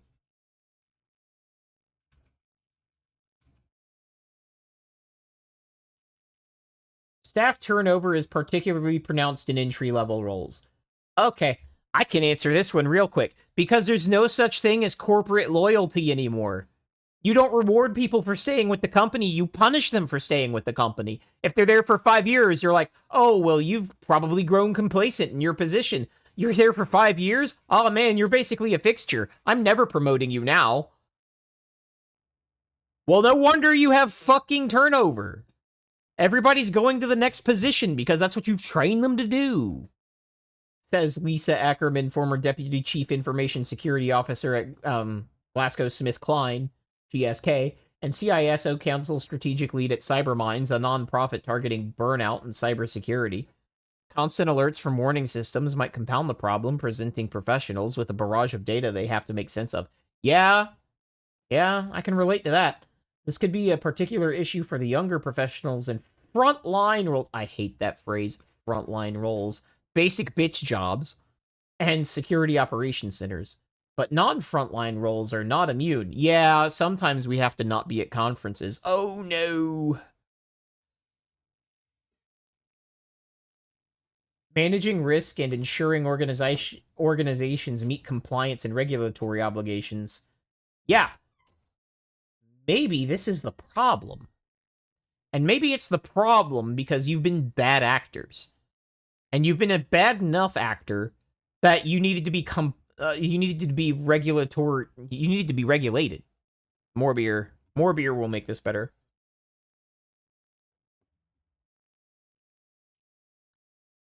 I very much dislike that pre-roll is on. Because I was told it would be off. Cyberminds founder Peter Coroneos says cybersecurity workers can be caught in a blame culture where their successes are low visibility. Well, yeah. Welcome to IT. This was true 25 years ago. Where the fuck have you been? This leaves them carrying a low level of dread. I mean, yeah, but like, that's not just a cybersecurity thing. That's just IT. That has always been IT. For younger workers, this can be damaging as the human brain is still developing well into the What the fuck is that about? I'm ignoring that. So if you are recruiting people whose brains are not... Oh my god. We're doing this, aren't we? 23-year-olds are kids! We can't punish the kids! They're 23! They're practically 4 years old! Fuck you! Why can they drink at 21 then? Why can they sign up for the military at 18? Why can they vote? Yeah, actually, that's a good question. Why can they vote? If their brains not being fully formed are a problem such that it makes it so that cybersecurity roles are impacted, why the fuck can they vote? Yeah, Saru, you tell them. You tell them. Devs, I mean, I'm over 40 and that sentence is still pretty accurate. Yeah, right? 40 going on 4. Remove all voting rights for under 40. I mean, demographically, that would do some interesting things. That's right, Saru. Everybody but the old people should not be able to vote. Cyberminds offers a structured neutral... Oh, so they get money if you fix this. Hire us to fix this problem that your 23-year-olds are children. We can help you. We can help you with that. Just pay us money. Keep in mind this is supposed to be a news article, and I've found at least 3 paragraphs that are just like straight up advertisements. Thanks, BBC. Though BBC is not unique to this. You'll find this on CNN, you'll find this on MSNBC, you'll find this on Fox. You'll find this any broadcaster anywhere. But yeah, like, yeah. So, you know, like this problem in this news article, you can fix it if you hire us. You can just, you know, you can go fix it by giving us cash. Don't change the system. Just give us money. And we'll fix it. If someone's having a panic attack, telling them to just calm down. Guys, I'm gonna say it. If someone's a woman, telling them to calm down isn't actually going to work. You need to address neurochemistry. You need to address neurochemistry. The neurochemistry of being a woman. I know it's true. That's why it's funny, waifu. Calm down. Ultimately, says Mrs. Ackerman, we want to get some kind of Oh, wow. Okay. We want to get legislation to force you to buy our product. That's what this says. We want to get some kind of legislation for cyber teams like we have for air traffic controllers and doctors and pilots and people who are first responders, which, in reality, cyber defenders are. No, the only first responders in cyber defense are in the military. Fuck you. I'm getting timed out in another channel. What? Obamacare for cybersecurity? Yeah. So wasn't this the person just saying what was where else was Miss Ackerman?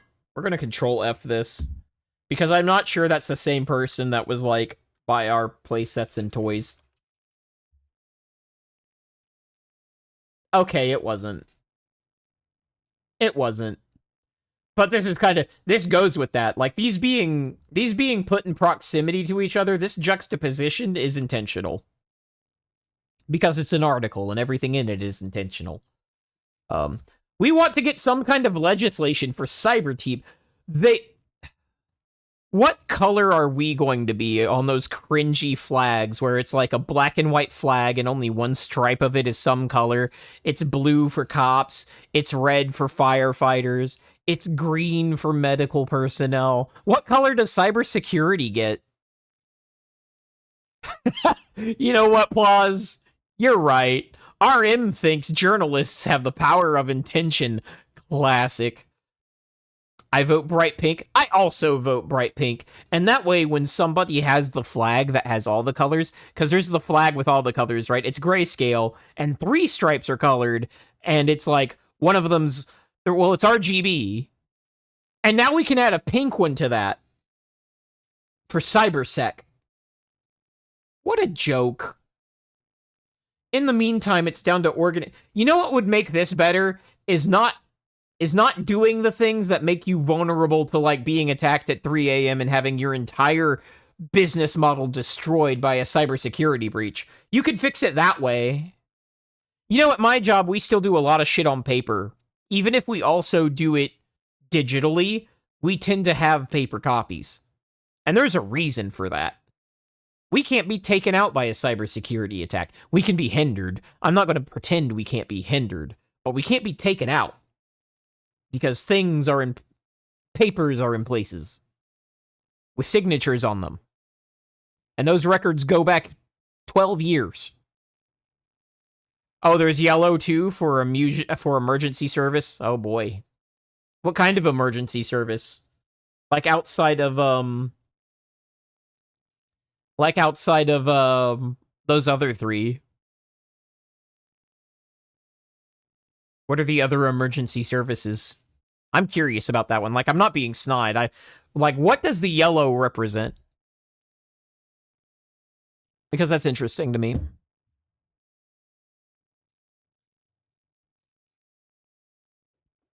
Kids don't know how to sign things these days. I was doing a diagram, and I started writing, like, the labels of the diagram in cursive, and then I realized no one can read this. Towing? Are you for real? There's a stripe for towing? Well, fuck that. I want my cybersecurity stripe. Lirio's convinced me. We need one. I want my pink cybersecurity stripe right now. Towing?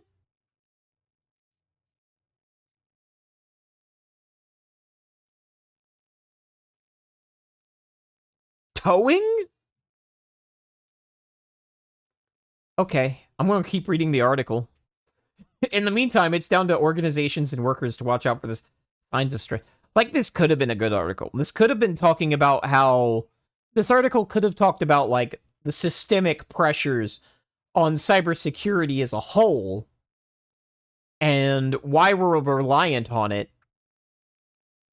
Imagine that this article were being written about realtors. And then you didn't discuss at all why realtors are in such high demand right now.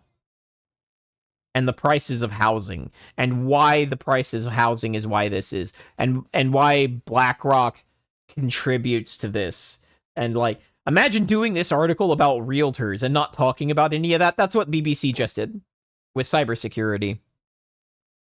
I have a... Lirio, did I tell you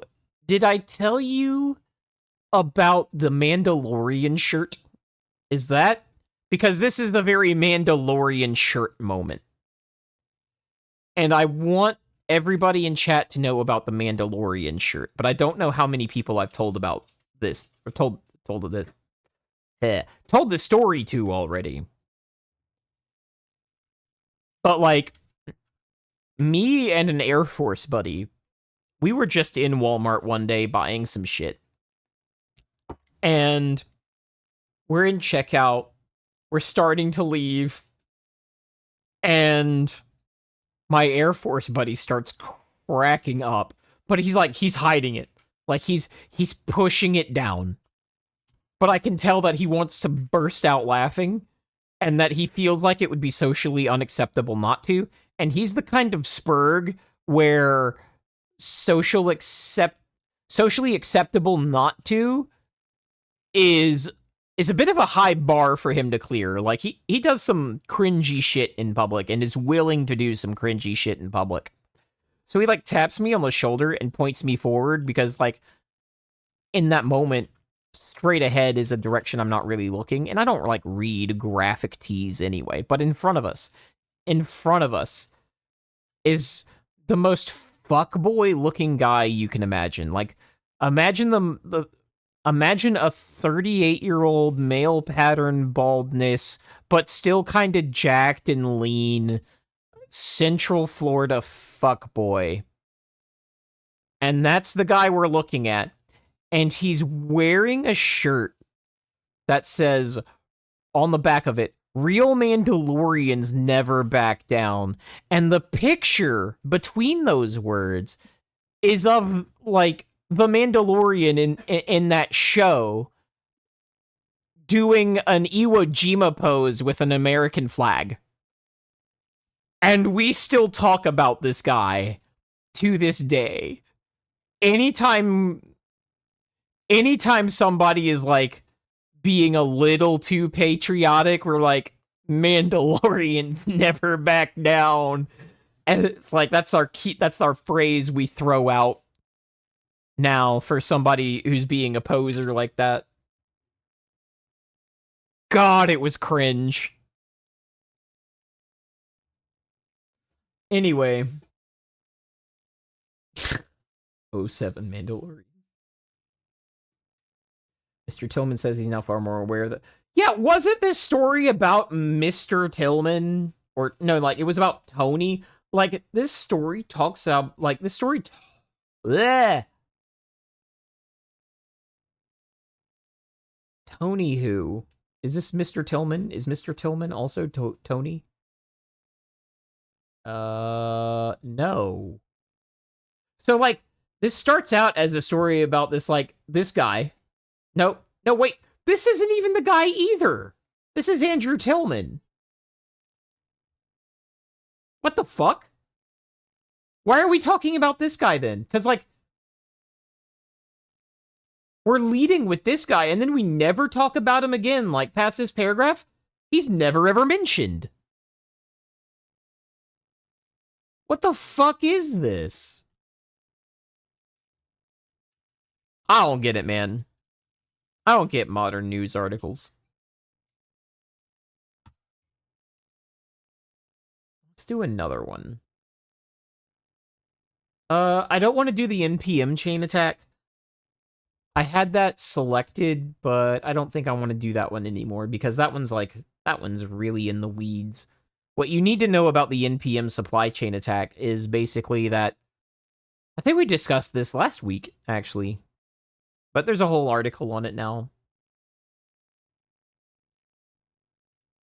I liked this one because the attack is named Exocet, and anyone who grew up in the late 80s, early 90s has heard the word Exocet a lot. The NPM supply chain attack does not exist after 5 p.m. I agree.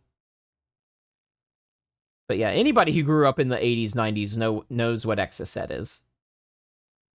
Not this variant of it, but they've heard that said a lot. Probably the most popular word of the first Gulf War was Exocet. Cybersecurity researchers have discovered an updated version of a known Apple macOS malware. See, we're back at this. Apple is more secure by default. Well, that may be true, but you're being targeted now. So now your holes are getting found. An updated version of known Apple macOS malware called Exocet that's been observed in limited attacks. This new variant of Exocet brings key changes related to browser targeting, clipboard hijacking, and persistence mechanisms. The Microsoft Threat Intelligence team... Why is the... Look, this is a good threat intelligence team, but I think it's kind of funny that that the Microsoft Threat Intelligence team is talking about macOS malware. Yeah, holes are being found. At some point in this article, I'm going to find a stopping point because, like, I haven't done a bio break, and we desperately need one. Also, the warnings that I was supposed to be getting for, hey, ads are starting soon. I'm not getting those warnings. I wonder if all of my ads stuff was returned to default somehow, some way. Because I'm not getting, like, the 5-minute warning I'm supposed to be getting on ads. Pre-roll is on, even though it should be disabled. Twitch is being pretty fucky-wucky right now. This new variant of Exocet brings key changes related to browser targeting clipboard. Okay. It employs sophisticated encryption and obfuscation techniques, uses run-only compiled Apple scripts for stealthy execution, and expands its data exfiltration capabilities to include Firefox browser data. It also adds another persistence mechanism through launch daemon entries. This is a public-facing article. You need to not speak this way. You need to say what it actually does. Because I'm not sure anyone else in chat understood what the fuck that meant. Also, you didn't specify whether this was part of the changes to Exocet or how it normally is. Because up here you say it's a new variant that brings key changes. And then here, you're not saying which one of these are new. Exocet is the name assigned to a sophisticated modular malware that's designed to infect Xcode projects. Who writes Xcode? Dev! Dev! Who writes Xcode? Who writes Xcode, Dev? I need to know. Used by software developers and unleash its malicious capabilities when it is being built. Exactly how the malware is distributed remains unclear. Oh, I can tell you how the malware is distributed. People click dumb shit. But it's suspected that the program relies on the Xcode project files being shared among developers building apps for macOS. Literally anyone wanting to make that App Store money, and also literally nobody else. Yeah, that's what I thought. Which, let's be fair, there's a lot of people in that App Store money business. That's a lot of people. Does this say supply chain attack to you? Because that's what it says to me. It's suspected the propagation relies on the Xcode project files being shared among developers building apps for macOS. Well, that sure sounds like supply chain attack. Maybe this will be cleared up later. I don't know, but we are 20 seconds. We are 20 seconds from the 2-hour mark. We're going to set up for a break here. And I will see you guys on the other side of the break.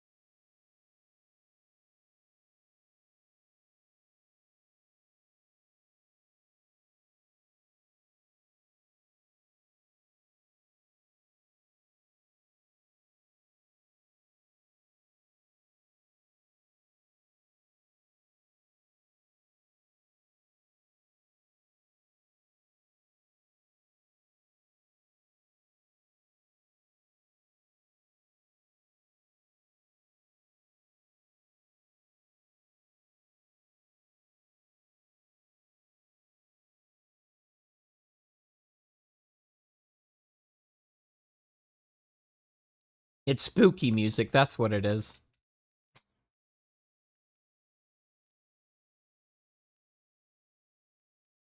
You know, people can probably hear you in the background when you're asking me stream stuff, waifu. I'm just saying.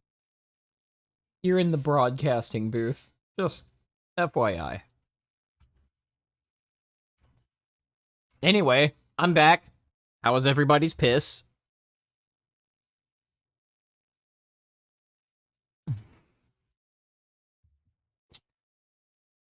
I mean, Paul said he couldn't hear it, so I turned it up.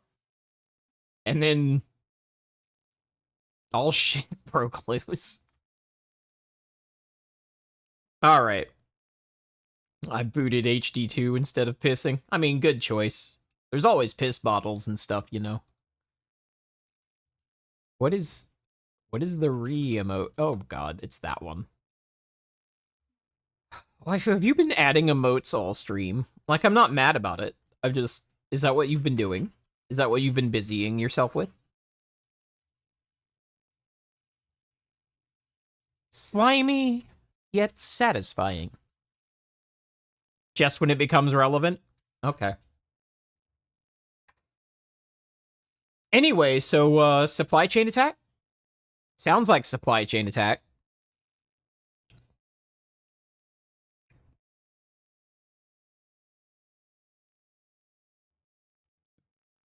Earlier this March, Microsoft uncovered several enhancements to the malware, highlighting its improved error handling. Improved error handling.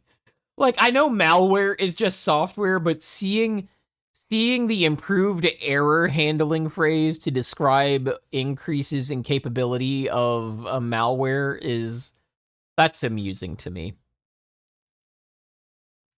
That's amusing to me. And the use of 3 different persistence techniques to siphon sensitive data from compromised hosts.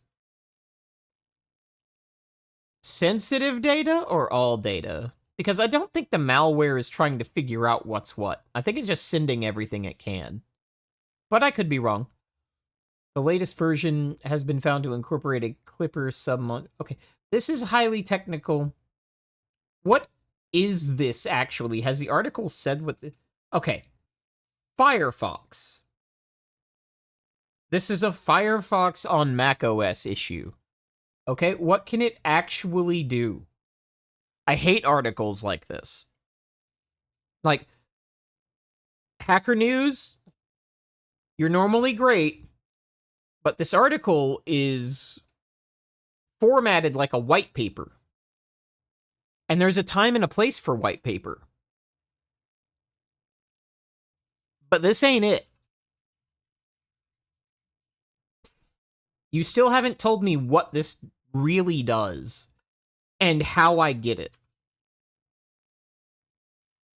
Because you're saying over here it's something that relies on Xcode to propagate, but at the top of the article, you're saying it targets Firefox. You haven't really made that connection yet. You haven't made that connection yet.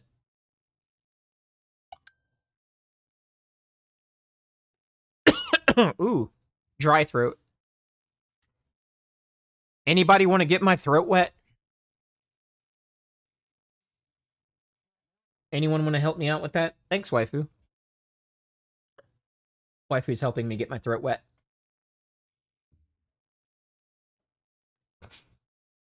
The story was updated after publication to include a response from Microsoft. Where?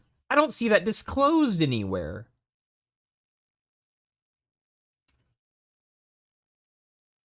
All right, we're going to do another article. This one sucks. Oh, this one's fun. Fun time. Why do I got 2 pings in 07? Okay. Oh, Kaviri's telling me what my ad slider should look like. Yeah, it does look like that. It does look like that. Except the slider says 6 minutes instead of 3.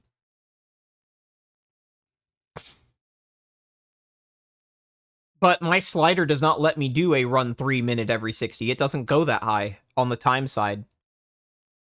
I'll get you screenshots of what mine looks like later, but it doesn't look like yours. Very curious. And right now in my status, it says pre-roll on, and pre-roll should not be on. Like, I don't have it embedded in or added in OBS, no. Slide this pants pinch. Anyway, we'll do that troubleshooting after stream. Oh, I need to go grab the next article. Oh, I already did. Hackers used a fake congressional email to breach federal systems and exploit trust. Fun! I love it when our elected officials aren't actually accountable to any sort of cybersecurity training. Waifu asks, what is pre-roll? Is that why I get an ad if I refresh the page? Yes. It is an ad that plays before you're allowed to view the stream. That's why it's called pre-roll. It is the #1 way to lose new faces anywhere. And it's the default. It's to run pre-roll. Which is absolutely toxic to growth. You won't grow that way. But it's on by default. I set it to not be on, and for some reason it's still on. Moving on. Oh, this is an interview transcript. I'm not sure I want to do this. But the takeaway here is, fake congressional email breached federal systems. Sweet! It's time to look at ways we can enhance the security of what's going back and forth digitally, said... I'm not even going to try to pronounce that. It's like, well, yeah. Why is this still a discussion? We decided this long ago. We decided this would be a thing long ago.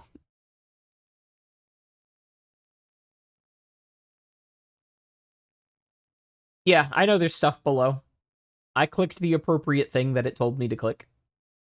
Like I said, we'll sort that out after stream, which it might be a shorter stream today. Let's see, I started at 6 on the dot. So we might stop at 9, because 1, I'm running out of articles, and 2, the ads issue is kind of annoying me. Just a little bit. Just a little bit. And if we run out of articles, then I might, like... Is Nick still around? Can we just segue straight into, like, some React sloppa from the USCSB? Because I think we might... I think maybe that's the play here. Yeah, let's just do that. Let's go to USCSB stuff. Let's have some fun. Let's have some fun. Where did I put that?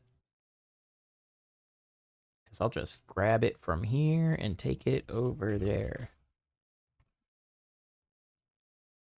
USCSB's YouTube channel is amazing. If nobody knows what that is, it's the United States Chemical Safety Board. They put out regular safety videos for... Oh, wow.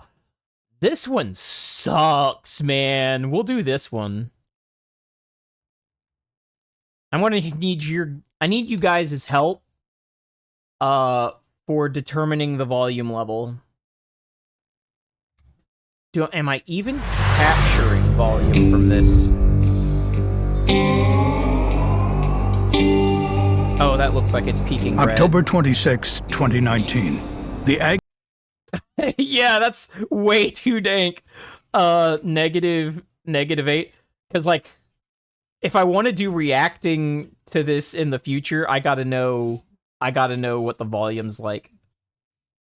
2019. The ag horn...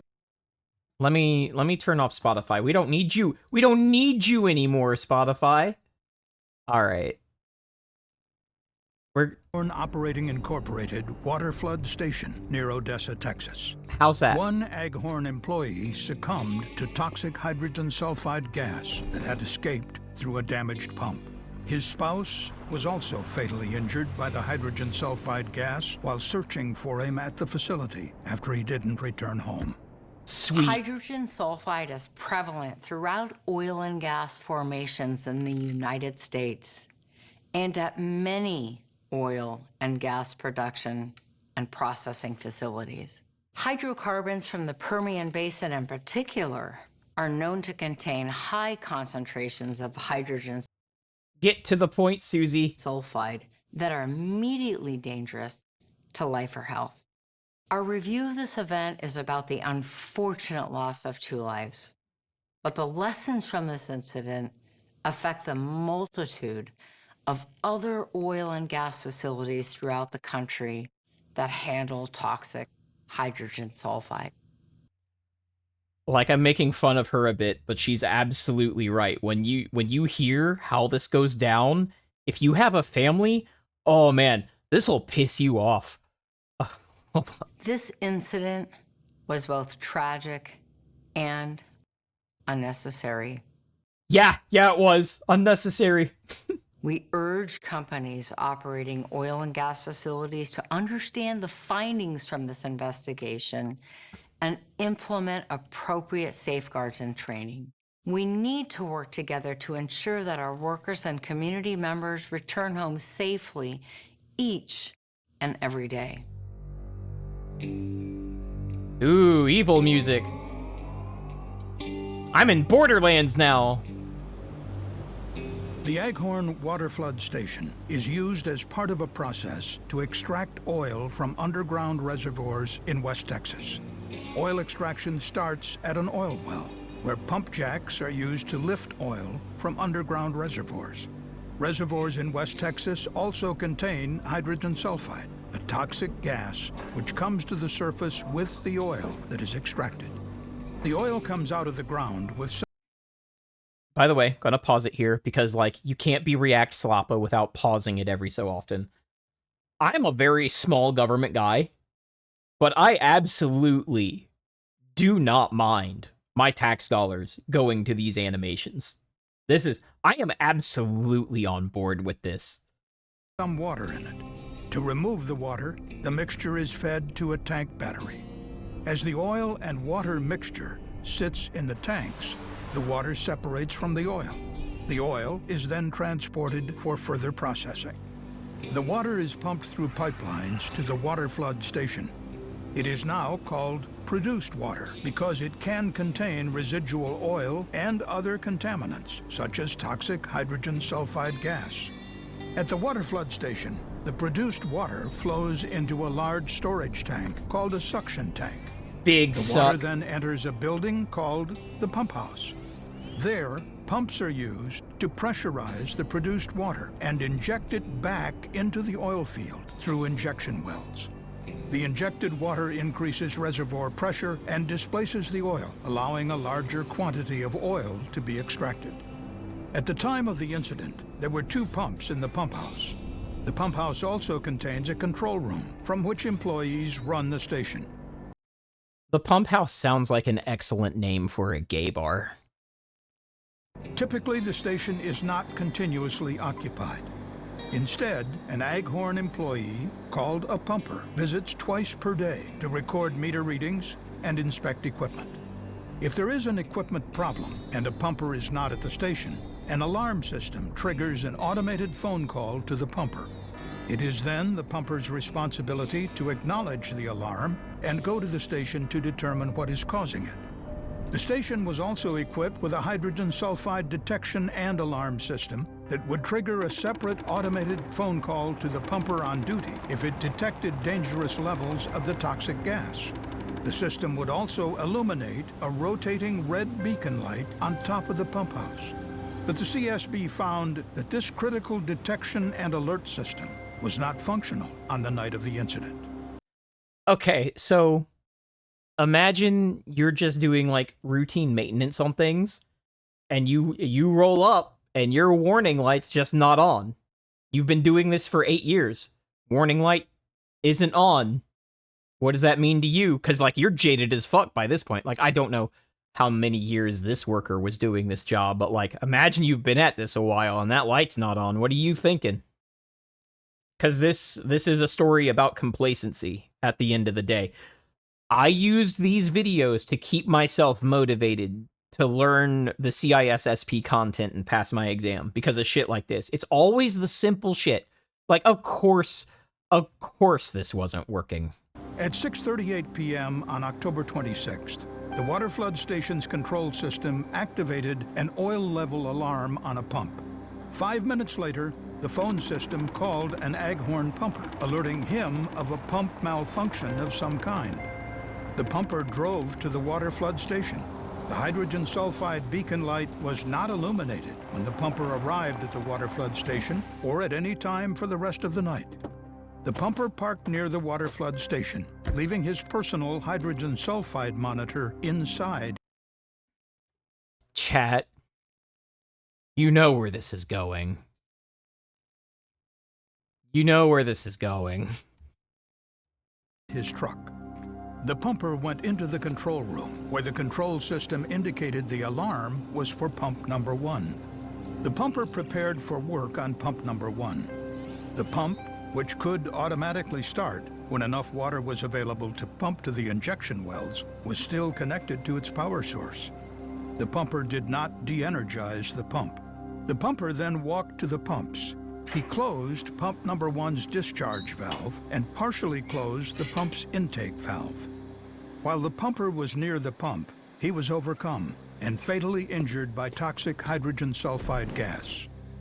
After the incident, the CSB found that a plunger on the pump had shattered, which had allowed water containing hydrogen sulfide to escape from the pump into the pump house. Oops, it broke. You're dead now. You see how much is left on this video? That's a good sign, right? Where the pumper was working. Due to limitations of available evidence, the CSB was unable to determine whether the pump failure and water release occurred before the pumper arrived at the facility or if the pump automatically turned on while the pumper was closing valves. After several hours... Lirio, fatally injured is such a nice way to say fucking died. Yeah, it didn't say how many minutes he was. Limitations of available evidence. Yeah, like, the USCSB is an investigation, like, you know when a plane crashes, you don't expect the investigation to find everything when a plane crashes, because some of it's, like, fucking dissolved. So, yeah. Nick says, I honestly don't know. He couldn't smell that. H2S stinks at the ppm level. True. Yeah. Like, you know. I don't know, man. Because I know what you mean. I guess we'll find out. When the pumper did not return home, his spouse drove with their 2 children to the Chat. It gets worse. Station to check on him. She entered the water flood station facility and searched for him. She soon found him on the floor in the pump house. She then was also overcome and fatally injured by the toxic hydrogen sulfide gas. A short time later, emergency responders approached the pump house. They detected a very strong smell of hydrogen sulfide. This required... Well, I guess that answers Nick's question. There was a very strong smell of hydrogen sulfide. them to set up the command post outside the front gate of the facility and wear self-contained breathing apparatus. They found the pumper and his wife deceased inside the pump house and water spilling from pump number 1. Waifu says, did the kids stay in the car? Yeah, they were toddlers. So they were in their car seats. The responders rescued the 2 children who were inside the spouse's car. Working with Aghorn employees, they were able to stop the water release. So, when I first saw this video, I was like, did she park close enough to the problem that the kids also died? Because that's what I thought. That's where I thought that was going. But yeah, there are 2 orphans now. the following morning. During our investigation, we identified 6 major safety issues at the facility. One of the 6 safety issues identified was that the pumper was not equipped with his company-issued... I love these findings. Like, this is grim, but like, one of the safety issues is that the worker was not wearing his fucking alarm. personal hydrogen sulfide detection device inside the pump house on the night of the incident. When the pumper's personal hydrogen sulfide detector was located in his work truck, it was found to be in an alarm state. Yeah, so those kids are lucky because, as you just said, the detector for the gas being at dangerous levels that was inside of the truck, which the wife parked next to, was going off. Meaning it had detected dangerous levels of hydrogen sulfide. The potential for a hydrogen sulfide release was a known hazard at the water flood station, as indicated by the posted signage and a safety pamphlet provided to all employees. However, there was no evidence that Aghorn management required use of personal hydrogen sulfide detectors or adequately trained employees that equipment malfunctions could indicate a toxic hydrogen sulfide release. Companies should ensure... So what that finding means, because there was a bit of word salad there, is that the people they hired to do this job were basically not warned that they could just walk into the pump house and die. Is what that said. Another thing that makes this suck is that it was the urge to go and rescue the husband that cost the wife her life. And there's another video from Canada's equivalent of this video, or this service, that has like a very similar story where people like try to save their bros and they die very quickly in the process. I might go find that. Ensure workers always use the required safety equipment, such as personal detectors, when entering a potentially hazardous Thanks, area. Anne. Regular training and posting signs will help remind employees to use their safety equipment every time. The second safety issue CSB investigated. Signs don't do that. I know that she works for the USCSB and that she's basically required to deliver that line, but that is not what signs do. You see a sign once, it might do that. You see a sign twice, it might do that. But if this is your job and you pass that sign 20 times a day, you don't even perceive it anymore. Investigators discovered is that at the time of the incident, Aghorn did not have any written lockout-tagout policies or procedures, but relied on verbal procedures without formalized training. On the night of the incident, the pumper did not properly perform lockout-tagout to de-energize the pump before performing work on it. Instead, he started to close the pump's valves while the pump was still configured to be automatically operated by the control system. As a result, the control system automatically turned... Nick, can you explain Loto? Because you seem very mad about this. You can see, you seem very mad about this.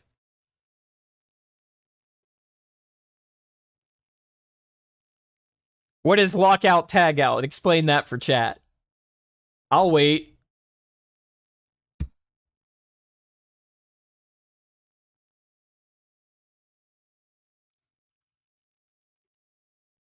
No, Nick. I want Nick to explain it because he's the one doing the seagull re.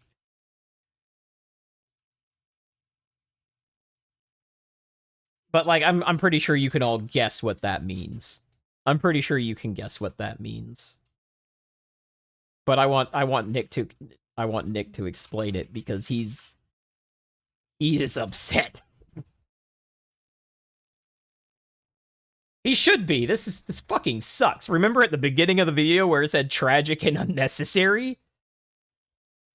Yeah, they got that right. The pump on, and water containing hydrogen sulfide was able to escape from the pump when the discharge valve was closed. Companies must have written lockout-tagout policies and procedures that instruct to isolate all possible sources of energy before employees perform work on equipment. Companies also need to routinely train employees on the lockout-tagout procedures. The third safety issue identified by the CSB was that ventilation inside the pump house was inadequate, leading to fatal concentrations of hydrogen sulfide gas within the building. The CSB... So chat, I want you to understand what that says.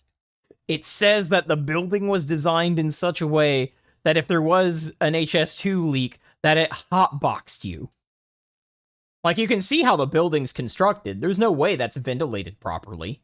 Like, you can just look at it and tell. We found that the pump house could be ventilated by 2 bay doors, exhaust fans, and natural vents on each of the 4 outside walls.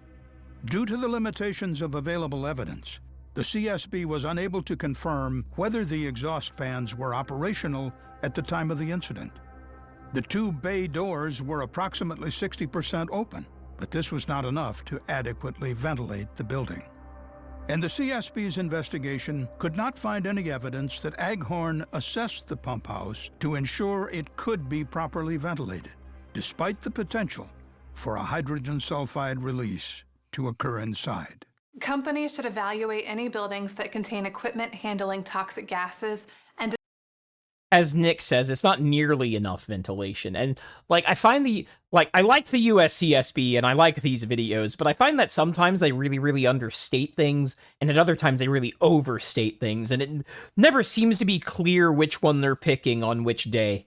Determine if the building is necessary. If it is, companies should ensure the building is equipped with a functioning toxic gas detection and alarm system and a ventilation system designed for the release of toxic gases. If the building is not necessary for the operation, sometimes after I eat Taco Bell, my house has to be configured for the release of toxic gases.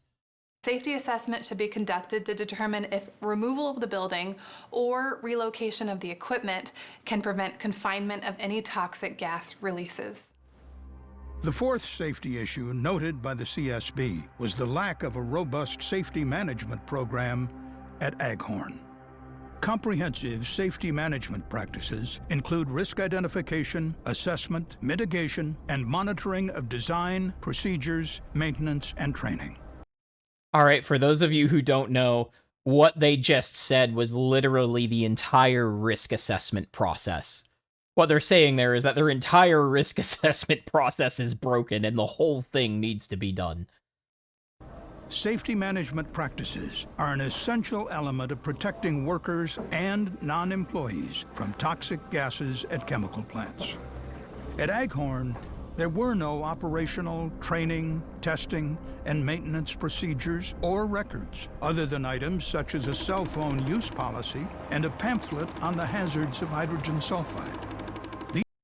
A fucking pamphlet. It's like, now you're pregnant, now what? But it's the hydrogen sulfide pamphlet. These items were not sufficient to prepare employees for potential encounters with hazards inherent to their work. At facilities that handle toxic gases, companies must develop and implement a robust safety management program to protect workers and non-employees from exposure to toxic gas. The CSB identified a fifth safety issue at Aghorn, which was a non-functioning hydrogen sulfide detection and alarm system. Some of the facility's detectors...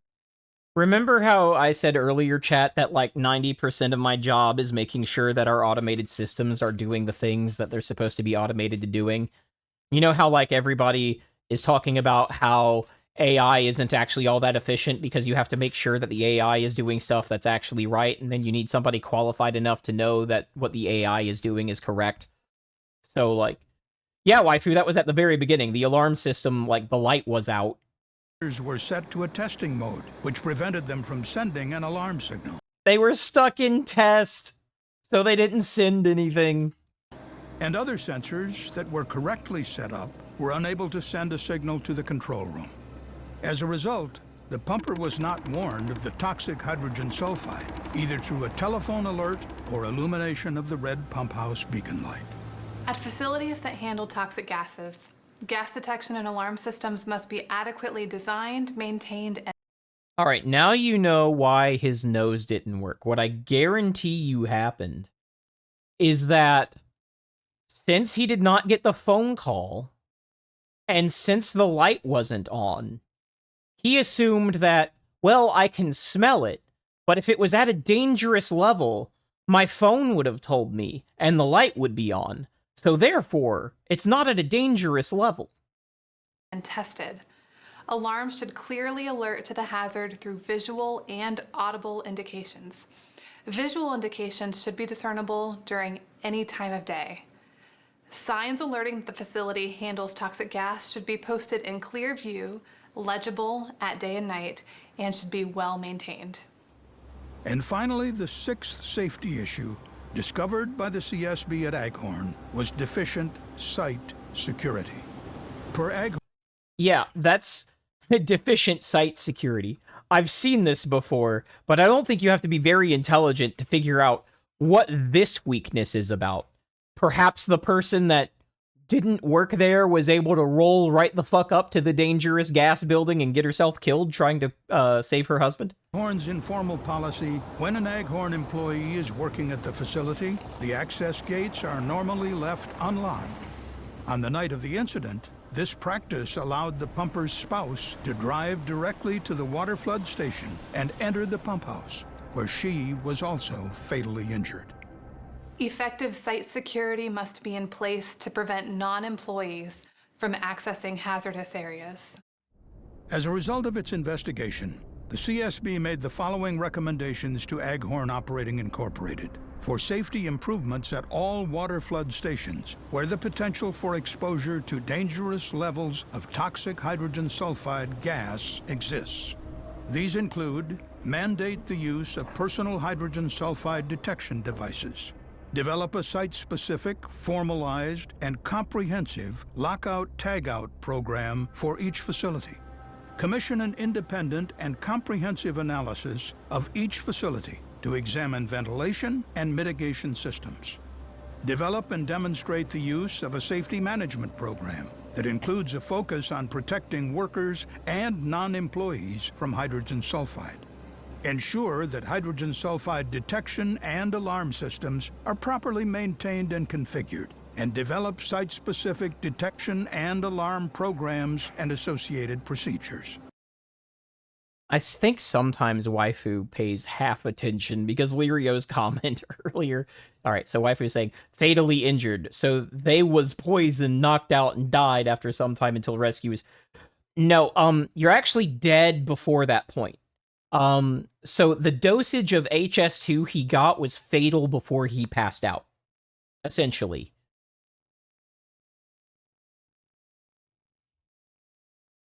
Ensure that the hydrogen sulfide detection and alarm system designs employ multiple layers of alerts unique to hydrogen sulfide, and develop and implement a formal, written, site-specific security program to prevent unknown and unplanned entrance of those not employed by Aghorn. The CSB also recommended that OSHA issue a safety information product that addresses Wife says, "We're Sag, happy now?" I was watching, during my study process, I was watching like 3 of these every single day. Sometimes the same one over and over, just so it sank in how important it was what I was doing. And some of my colleagues make fun of me for this, as if they couldn't get complacent. Well, these guys got complacent, and now they have orphans. the requirements for protecting workers from hazardous air contaminants and from hazardous energy. And the agency made a recommendation to the Railroad Commission of Texas to develop and send a notice to all oil and gas operators that fall under its jurisdiction that describes the safety issues outlined in the CSB's report. Aghorn's safety deficiencies identified by the CSB through this. All right, she's not going to say anything that wasn't already said. Thank you, CSB. I love your shit. All right, so Nick, buddy, pal, you get to pick our next adventure. Is our next adventure mushroom compost, or is it phosgene?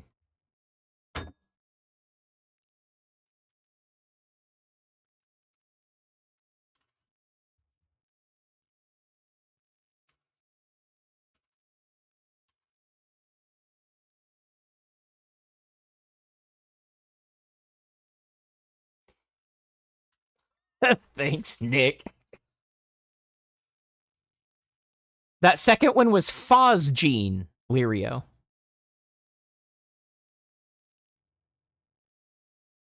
Phosgene? Alright, let's do phosgene. Let me search for it. USCSB phosgene. Oh, look, it auto-completes. I wonder why that is. Was released through a hole in No. process. No. We're going back to the beginning.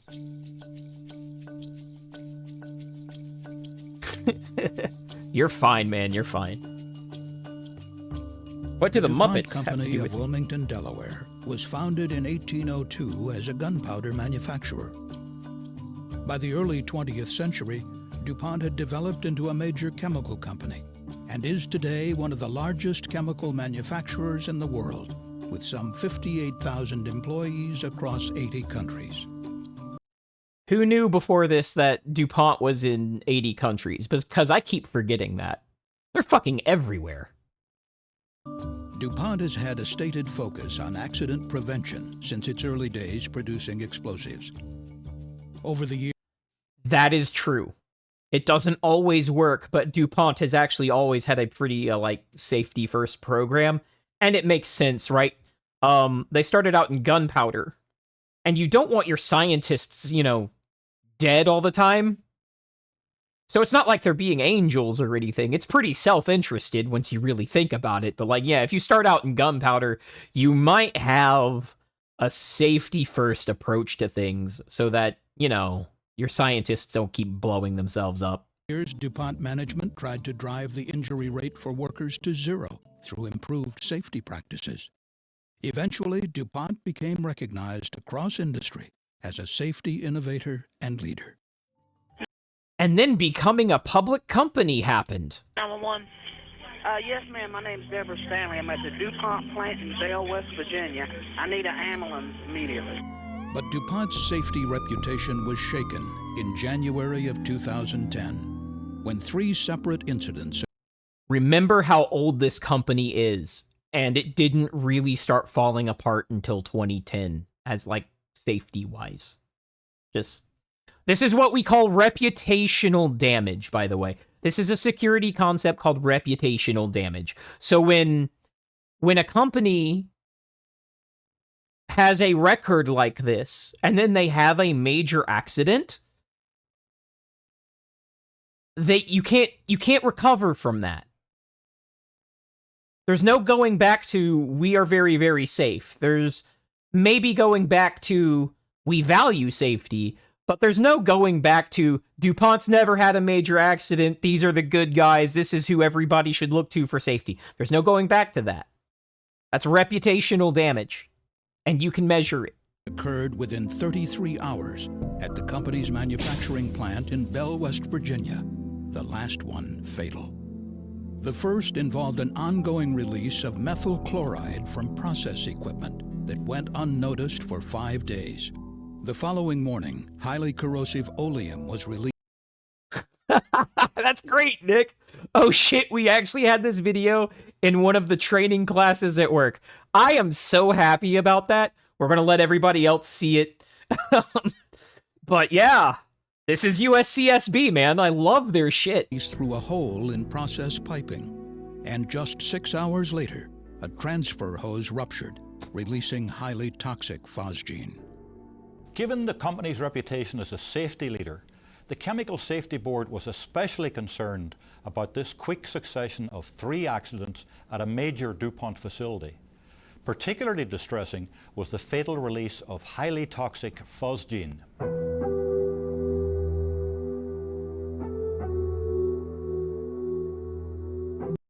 I'm gonna let the video do most of the explaining on how toxic phosgene is, but I want you to pay attention to the timeline between exposure and fatal exposure.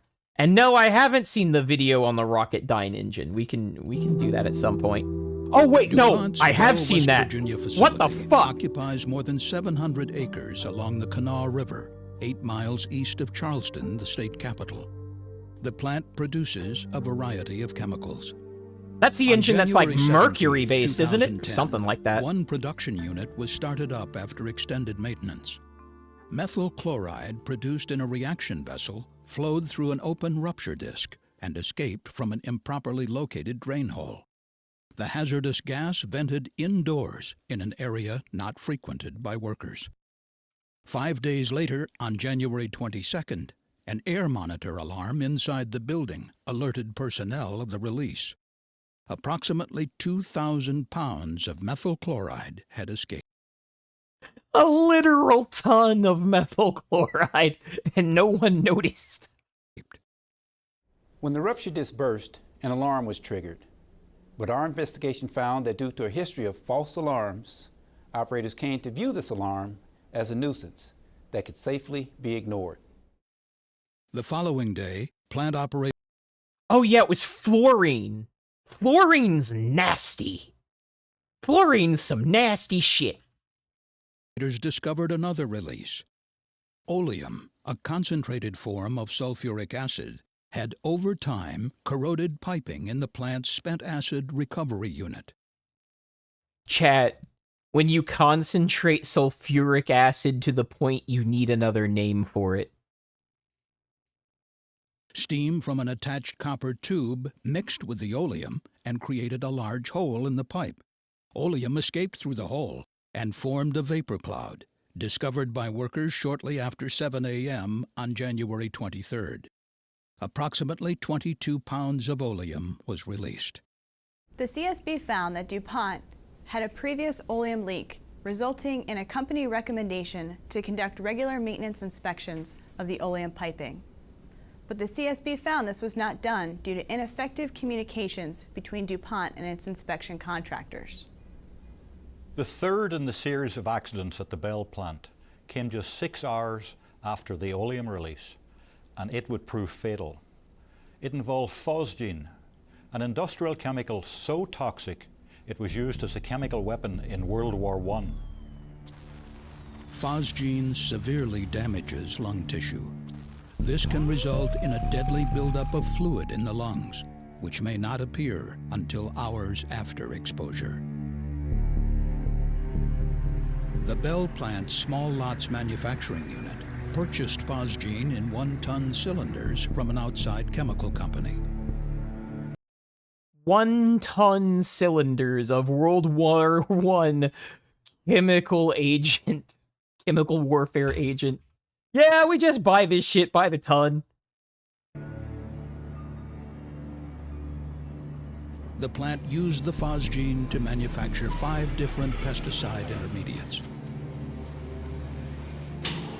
The cylinders were stored in a 1-story, partially walled structure called a phosgene shed, which was open to the atmosphere.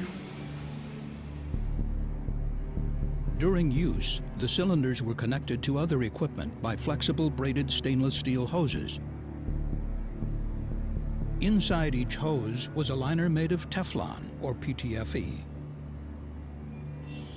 One hose used nitrogen to pressurize the cylinder, pushing the liquid phosgene into the manufacturing process.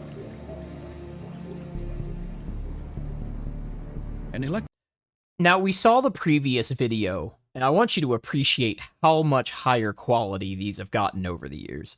Please keep sending my tax dollars to this. Thank you. Electronic scale recorded the weight of each cylinder. And when it was nearly empty, an alarm sounded in the control room. An operator then closed valves to the empty cylinder and opened valves to a second, full cylinder. The stainless steel hoses to the empty container were purged of phosgene with nitrogen. The empty cylinder was then replaced with a new one on the weigh scale. On the day prior to the fatal phosgene release, operators were experiencing flow problems with one of the hoses and began switching between cylinders to avoid disruption to the chemical process. All right, I want to stop it right there. There were safety problems with a process involving phosgene, and the priority in the worker's mind was not to interrupt the reaction, the business process. In the course of switching cylinders, the valve was closed on a partially full cylinder. However, the hose was not purged, allowing pressure to build as the liquid phosgene inside warmed up.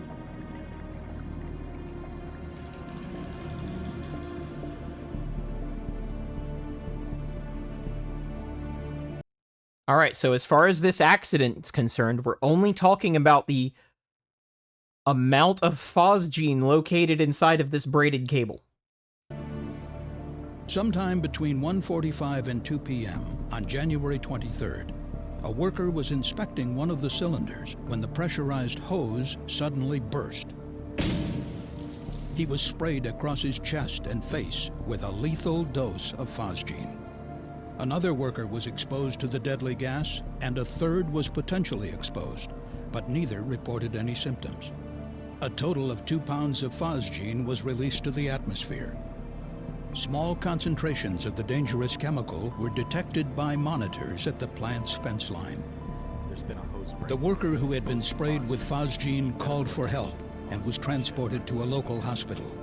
4 hours later, the worker's condition began to deteriorate rapidly, and despite medical treatment, he died a day after the accident. The CSB. So, like, that's how bad phosgene is. It didn't immediately kill him, but because the dose was fatal, even though he got to a hospital quickly, he was just, like, dead in 4 hours, no matter what they did. That's how bad this shit is. Found the permeability of the transfer hoses to phosgene was a key factor in the accident. During our investigation, we found that the PTFE-lined stainless steel hoses in use at the Bell plant are particularly susceptible to failure when using phosgene. That is because the phosgene can seep through the permeable PTFE lining and corrode the stainless steel. We also learned that another phosgene hose nearly failed in the same manner and was discovered just hours before the fatal phosgene release, but this did not prompt an investigation. I want to pause it right there. I want to let that sit. I know everyone here is smart, but a few hours before this hose failed, they found another hose that was almost failed, and they knew why that was and how that happened to the point they were able to catch it before it happened, and they replaced it, but they didn't replace this one. DuPont's standard operating procedure requires replacement of hoses in phosgene service every 30 days. However, by the day of the accident, January 23, 2010, the phosgene hoses had not been changed in over 7 months. Hats off to the manufacturer. Like, first of all, they were using the wrong hoses in the wrong places. And despite using the wrong hoses in the wrong places, it took 7 times the replacement time before it failed. When did Bezos take over DuPont? That's a great question, Dev. The software used to manage maintenance at the Bell plant had been modified, and it no longer notified operators. Also, yeah, that's a good fucking hose. Oh, I want that hose. But yeah, so this isn't even a problem with the DuPont policy. The DuPont policy was like, yeah, you should have replaced that 30 days into that 7-month thing you did.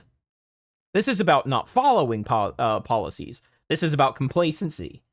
And I bet you it's also about the cost of hoses. Because this is 2010 we're talking about. This is after the 2008 crash. Much longer than the prescribed service life. Documents obtained during the CSB investigation showed that as far back as 1987, DuPont officials realized the hazards of using the braided stainless steel hoses lined with Teflon or PTFE. They knew it was a bad hose since 1987. And the failure did not occur until 2011. An expert employed at DuPont recommended the use of hoses lined with Monel, a strong metal alloy used in highly corrosive conditions. The DuPont official stated, admittedly, the Monel hose will cost more than its stainless counterpart. However, With proper construction and design so that stresses are minimized, useful life should be much greater than 3 months. Costs will be less in the long run, and safety will also be improved. But the CSB found that the Bell plant never followed the recommendation. DuPont's own report says, over the long term, these hoses are safer and cheaper. And they still didn't do it. To install the more durable Monell hoses. The CSB determined there are safer ways that DuPont could have run its phosgene operation. For example, phosgene cylinders should have been kept in an enclosure equipped with... Yeah, and what they're about to talk about is something we talk about in security all the time, which is that the process itself should be inherently safe. One of the problems here is that the process itself was so inherently safe that a ruptured hose is like the fail point in the process. A hose breaks and someone dies. The process should not be something breaks and someone dies. It should be, you know, like that other one, where several things break and then someone dies. ...the ventilation system and a scrubber. If the enclosure were designed for human entry, workers should have been required to wear fully encapsulated protective equipment. Documents from 1988 show that DuPont considered building an enclosure for the phosgene operation, but then decided against it. One DuPont official wrote, "It may be that in the present circumstances the business can afford $2 million for an enclosure. However, in the long run, can we afford to take such action which has such a small impact on safety, and yet sets a precedent for all highly toxic material activities?" All right, so what that's saying in corporate speak is, if we build a shed for this toxic gas, everyone else that works with a toxic gas is going to ask us for a shed, and we can't fucking afford that. That's what that means. DuPont decided not to enclose the phosgene unit at that time, but the potential for a deadly release remained a concern. The danger was noted in a 2004 process hazard analysis, which recommended construction. I feel for the top-level execs at DuPont, because if you've noticed for most of these, 1988, 1987, 1989, all of the high executives, except for like that one, but like most of them are like, hey, we should fix this. And then the plant operator didn't. An enclosure equipped with a scrubber.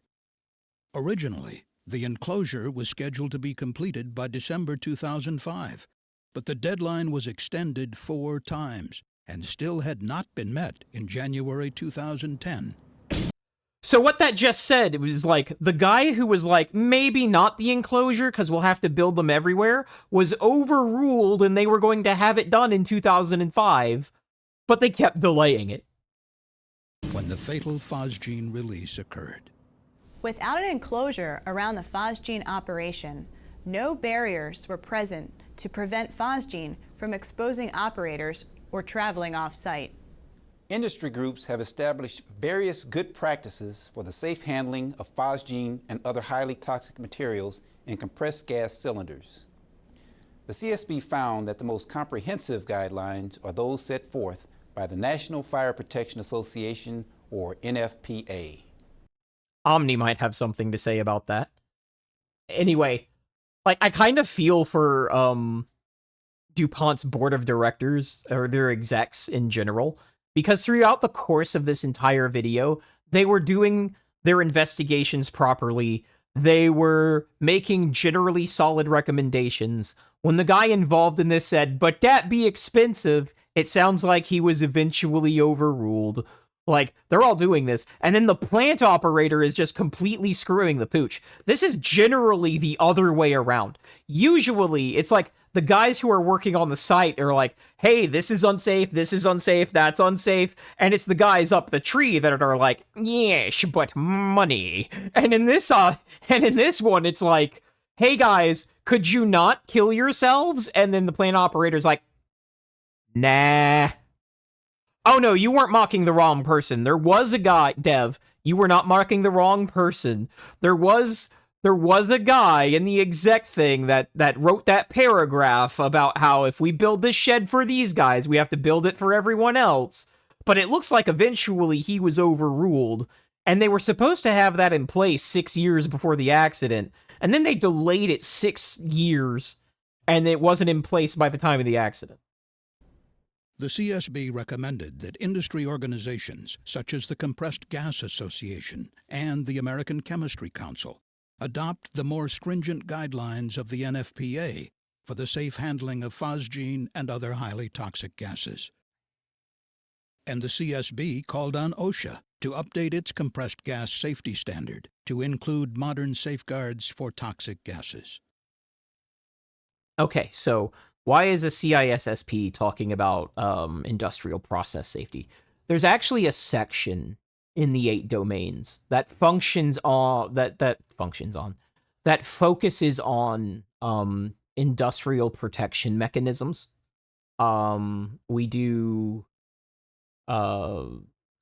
like the various ways a control room can automate the control of various safety devices and valves, how centralized each of those different systems are, how spread out they are, how basic fire stuff works, dry pipe, wet pipe, chemical suppression, the types of fires, and how those fires are treated.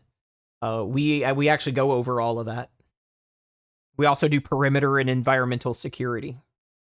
The CSB recommended these improved safeguards include secondary enclosures for units using phosgene, mechanical ventilation systems, emergency phosgene scrubbers, and automated audible alarms. What they actually found was that in this rare case, the execs tried to do stuff, and it was the plant operator that didn't. Which is that's just wild to me, because it's almost never that. It's almost never that. Let's see. Did I still have that control? Because we can do the other one now. So we have 3 minutes till 9 o'clock my time. Do we want to do another break, or do we want to go right into the next video? Because it's been about an hour. It's been about an hour. We want to do a break, or are we good?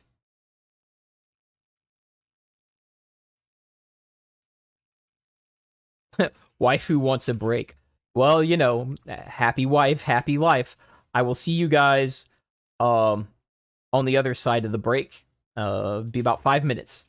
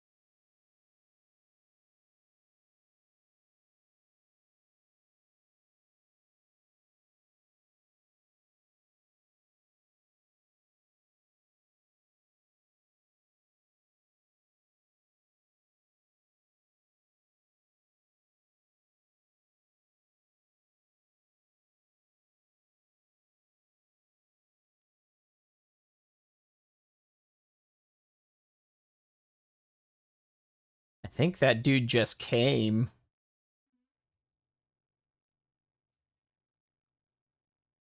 Welcome back, everybody. Or at least I'm back. I hope you took a break. All right. Let's see if we can't,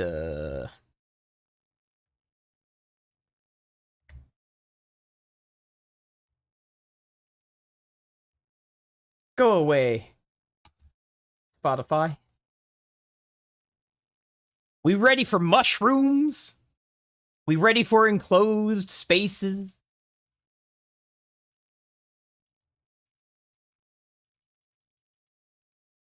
I'm ready.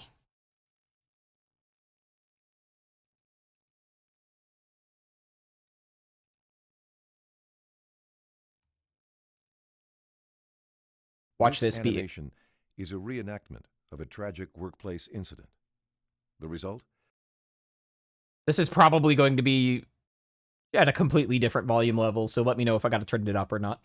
3 fatalities, 2 serious injuries, and the potential for more. Thanks for the sub, Sarvu. That's great. I appreciate it. This animation I appreciate that a lot. chronology of events. Viewers should refer to WorkSafe BC's investigation report for the in-depth examination of causes and contributing British Columbia's videos are, like, much drier than USCSB's. Because they're Canadian. factors. On September 5th, 2008, at a mushroom composting facility in Langley, British Columbia, workers were attempting to clear a blocked pipe in a pump shed when the incident occurred. By the way, imagine dying at a mushroom composting facility. 3 related businesses are located on this farm. HV Truong Limited, a mushroom growing company. Farmers Fresh Mushrooms Incorporated, a mushroom packaging and marketing firm. And A1 Mushroom Substratum Limited, a mushroom compost producing company. The incident occurred at A1 Mushroom Substratum Limited. A pipe system was built to supply fresh water and processed water from 2 tanks. These tanks are located within a walled containment area. Boss. You're right, you wouldn't live it down. Is pumped from these tanks into composting barns and sprayed onto composting piles containing straw, chicken manure, and agricultural gypsum. These are common ingredients used to make mushroom compost. Rain from barn gutters and well water is directed to the fresh water tank. Processed water is collected from several sources: surface water, the air filtration system, and runoff from compost spraying that contains manure, straw, and gypsum. These sources are directed to the containment area and then pumped into the brown water tank.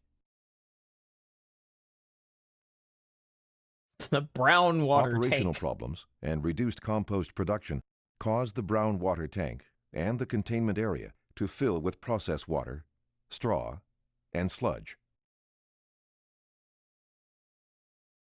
Excessive rainfalls added to this accumulation in the brown water tank and containment area. Have you In guys heard of a 2006, lid? Because of this accumulation, the pumps and pipes originally installed near the bottom of the containment area were raised to prevent water damage. In 2007, a shed was constructed against the containment wall to protect the pipe. All right, Nick, where do you think this is going? Where do you think this is going? Because you brought this up earlier. Pipes and pumps from freezing in cold weather. On the day of the incident, the workers were in the pump shed attempting to clear a blockage at a valve in the pipe between the brown water tank and the pump. The supervisor was at the shed entrance directing 2 workers who were standing in the water and sludge. One worker opened and closed the valve, but was not able to free the blockage. In an effort to access the blockage, the workers removed 8 corroded bolts from the valve flanges and loosely installed 4 new bolts. Worker 1 pried the top flange from the valve with a screwdriver, then used another screwdriver to pull out material, including straw that was stuck in the valve. Liquid started to flow out of the separated connection. As the worker pulled material out of the valve, he told the supervisor that he smelled something strange. The supervisor told the workers to get out of the pump shed. Worker 1 turned toward the entrance and fell face first into the process water.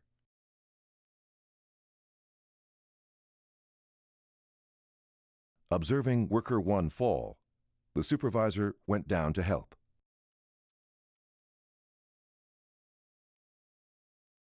The supervisor, together with Worker 2, managed to lean the collapsed worker against the shed wall.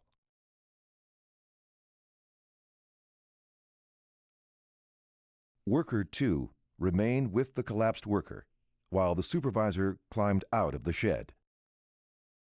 The supervisor then phoned the owner, telling him Worker 1 had fallen into the water. Why would you leave them in there? And to call 911.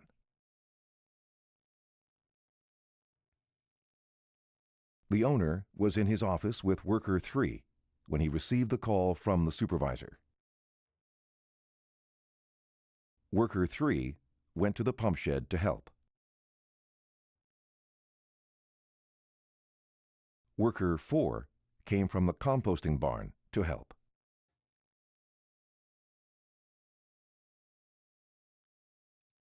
I like that they're keeping track of the number of workers in that shed. I wonder if that number will be relevant soon. The owner ran from his office in the growing barn to wait for the ambulance at the front of the property. Worker 5 and Worker 6 arrived at the shed together. They both entered the shed, but Worker 6 climbed back out. Ambulance services arrived, and the owner directed the ambulance to the pump shed. Upon arrival, the ambulance attendants observed a group of workers with a ladder preparing to enter the shed. The supervisor was outside, disoriented, and in breathing distress. The ambulance attendants observed workers collapsed inside the shed. They suspected a hazardous atmosphere and stopped anyone else from entering. The fire captain arrived and also helped prevent workers and the owner from entering the shed. The ambulance and workers moved away from the shed. The actions of these first responders in identifying the hazard and stopping workers from entering the shed likely prevented further casualties. Fire rescue arrived, donned breathing apparatus, and prepared for a confined space entry. Fire rescue removed 5 workers from the shed. 3 workers were pronounced dead at the scene. 2 workers and the supervisor were transported to hospital. The 2 workers suffered serious injuries. The supervisor received medical attention and was released. WorkSafe BC's investigation report, which examines the causes and contributing factors that... So I saw another report on this that included the fact that one of those workers crawled down in there because one of the other workers was his brother. led to this tragedy is available at worksafebc.com. It was probably methane, Spicy. It was probably some form of methane, and it might have also been some sort of sulfuric acid. It could be HS2. Like, you're talking about decomposing shit. There's all sorts of nasty chemicals in decomposing plant matter, especially hay. It was like literally hay and chicken shit. So they're like, there's ammonia in there. There's all sorts of bad crap, and it was stuck in a pipe, pressurized essentially as a blockage. So this report doesn't say which chemical it was, but there's plenty of chemicals it could have been. The point is, there was a gas release in a confined space, and they all kept piling in to try to get their friends out, and they died doing it because it's a confined space. And when you have a toxic gas that enters a confined space, it can be very difficult to not go save somebody. On that note, USCSB confined space. Oh yeah, here we go. There's 2 of these. Both of these are good. One of these is only a few minutes. Yeah. We'll do this one. Actors who were performing. Not that I ever watched these. Monkus! That's loud! That is way too dank. September 21st, 2020. The Evergreen Packaging Paper Mill in Canton, North Carolina. 2 contract workers were fatally injured by a fire that erupted in a confined space when a heat gun fell into a bucket of flammable resin.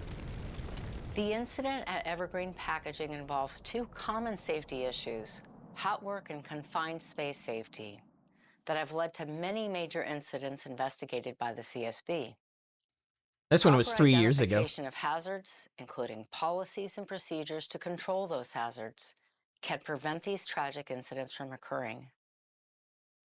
Facility owners and operators must provide Is the sound good safety now, oversight or is it and still too direction to loud? contractors just as they would to employees.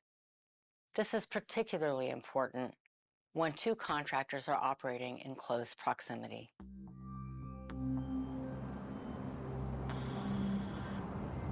During September 2020, the Evergreen Packaging Paper Mill was undergoing a planned shutdown, during which maintenance work was occurring throughout the facility. In one of the mill's units, Oh, all right, everybody, be contract quiet. company Saru's known as taking his nap. Blasco was performing repairs in a vessel called an upflow tower. Another contract company, Rimcor, was working in a different vessel called a Thanks, Spicy. downflow tower. The 2 vessels were connected at the top by a large diameter pipe. Blasco was tasked with repairing approximately 30 feet of the inside surface of the upflow tower, which was made of a material comprised of fiberglass matting and epoxy vinyl ester resin, otherwise known as fiber reinforced plastic, or FRP. To repair the tower, the contractors would grind away the old damaged material, then apply alternating sheets of new fiberglass with layers of resin. The rate at which the resin hardens depends on several factors, including ambient temperature. The resin So what do you think they did to raise the ambient temperature to get the job done faster? What do you think they did to do that?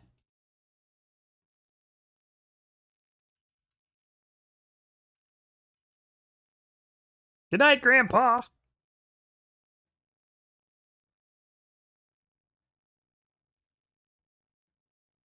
The heat gun they're holding. I guess I didn't stop it in time. You're right. They're on the heat gun the frame. hardens faster in warmer Oh no, that's a temperatures. mixer. That's a mixer. On the other hand, the resin takes longer to harden in cooler weather.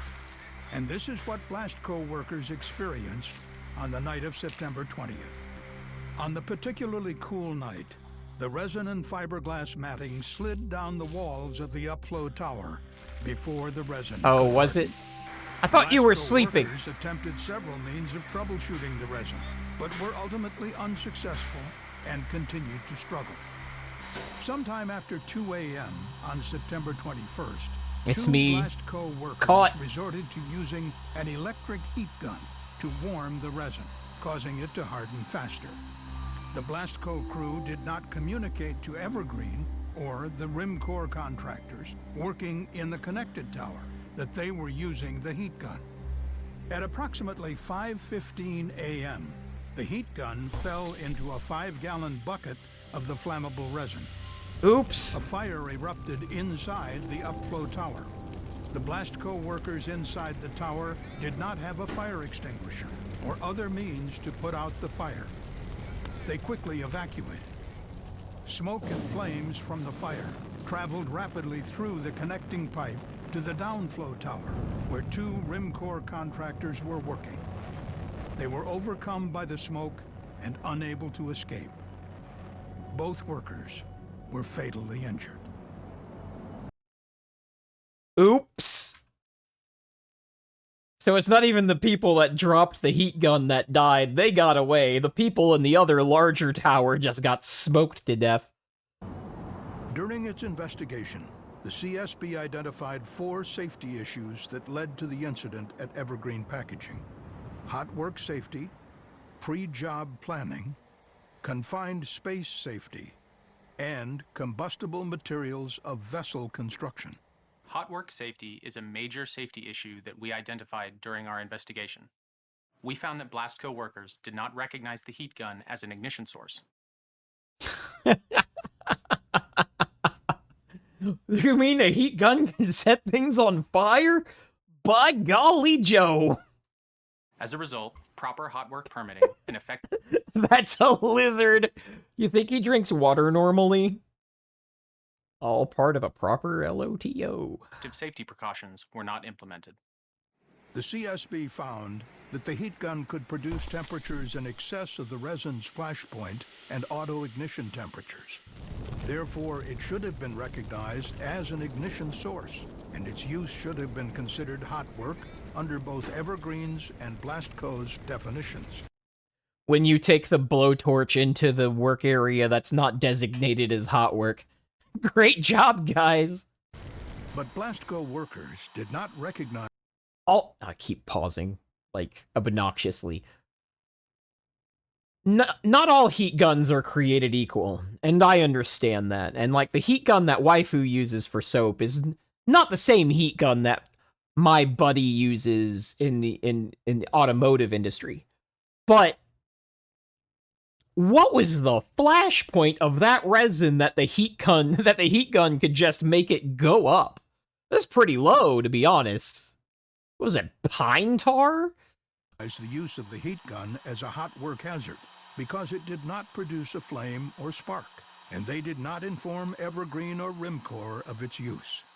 Had Blastco recognized the use of the heat gun as hot work, their own procedures would not have allowed its use in a confined space in the presence of flammable resin. Is anybody else reading in between the lines and recognizing this as the Bubba accident that it is? Like, have you ever had the Bubba subcontractors? We've all seen those guys, right?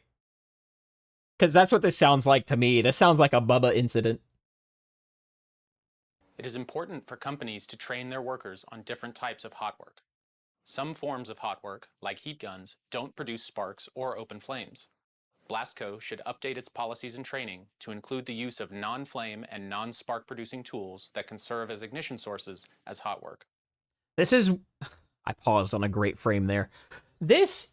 yeah, Blast Corp is great. That's a name. But I do not think... Like, sometimes I really disagree with the conclusions they come to, because while they're technically correct, they're not helpful. I think this was a Bubba incident, and I don't think having upgraded training would have helped. I don't think it would have prevented this, because I don't think they would have read or... Like, I think if they had updated the training, this part in this video that would still exist, because this would have still had happened, would have changed the finding to the workers did not understand the training, or did not complete the training, or did not consult the training materials. I think that's what this would be changed to in that situation, because I don't think in this case this prevents that at all, because this was a total Bubba incident. Another safety issue identified by the CSB. Yes, Lirio, those Bubbas. Pre-job planning.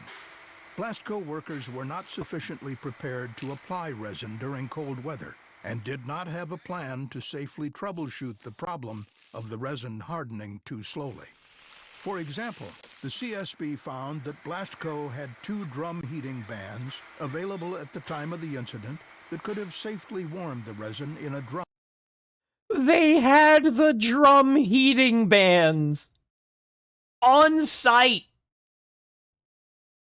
Outside the upflow tower, negating the need for the heat gun. But because these drum heating bands were not identified during pre-job planning as equipment workers might need, they were not staged for use, and Blastco workers could not locate them. As a result, workers resorted to using a heat gun instead, which ultimately ignited the resin inside the up. They've played that animation 3 times now. They've played that animation 3 times now. Was it the heat gun that was really the problem? Or was it lowering a heat gun into a bucket? Because I think it was lowering the heat gun into the bucket. And not having the heat gun. Or any of this other stuff. Flow tower. Hot work should be avoided if a safer alternative is available. Effective pre-job planning could have prevented this incident. Blastco could have used a trouble. Effective pre-job planning could have prevented this in it. Yeah, thinking about things before you do them prevents a lot of stuff. This is what's called like a directive control. Nero was talking about those earlier and how completely ineffective they are because you gotta like tell somebody something and then trust that they'll do it. Shooting guide to address the cold weather, or may have been able to delay the work until ambient temperatures were warmer. A third safety issue identified by the CSB was Lirio is wondering why the gun was hanging by its wire, and I'm pretty sure the answer is autoerotic asphyxiation. confined space safety. The upflow and downflow towers at Evergreen Packaging were permit-required confined spaces. OSHA requires that a confined space entry be terminated whenever, among other conditions, a condition that is not allowed under the entry permit arises in or near the permit space. Blastco's confined space policy contained a similar requirement. The heat gun, an ignition source, constituted a condition that... Somebody worked very hard on that animation, and they are playing it every time it's appropriate, and a few times when it isn't. Somebody worked on that animation and was like, I am so proud of this heat gun falling into this bucket, I'm going to play it as much as possible. was not allowed under the entry permit. But Blastco did not recognize the ignition hazard. Therefore, Blastco did not terminate its confined space entry when the heat gun was introduced into the space. And the CSB found that Evergreen, Blastco, and Rimcor treated the upflow and downflow towers as separate and independent confined spaces. Separate and independent confined spaces that are confined to each other. Even though the towers were connected by a crossover pipe. Interviews with each contracting company revealed both companies separately conducted safety analyses for the vessel in which they were completing work, and were only minimally aware of the work being done in the other vessel.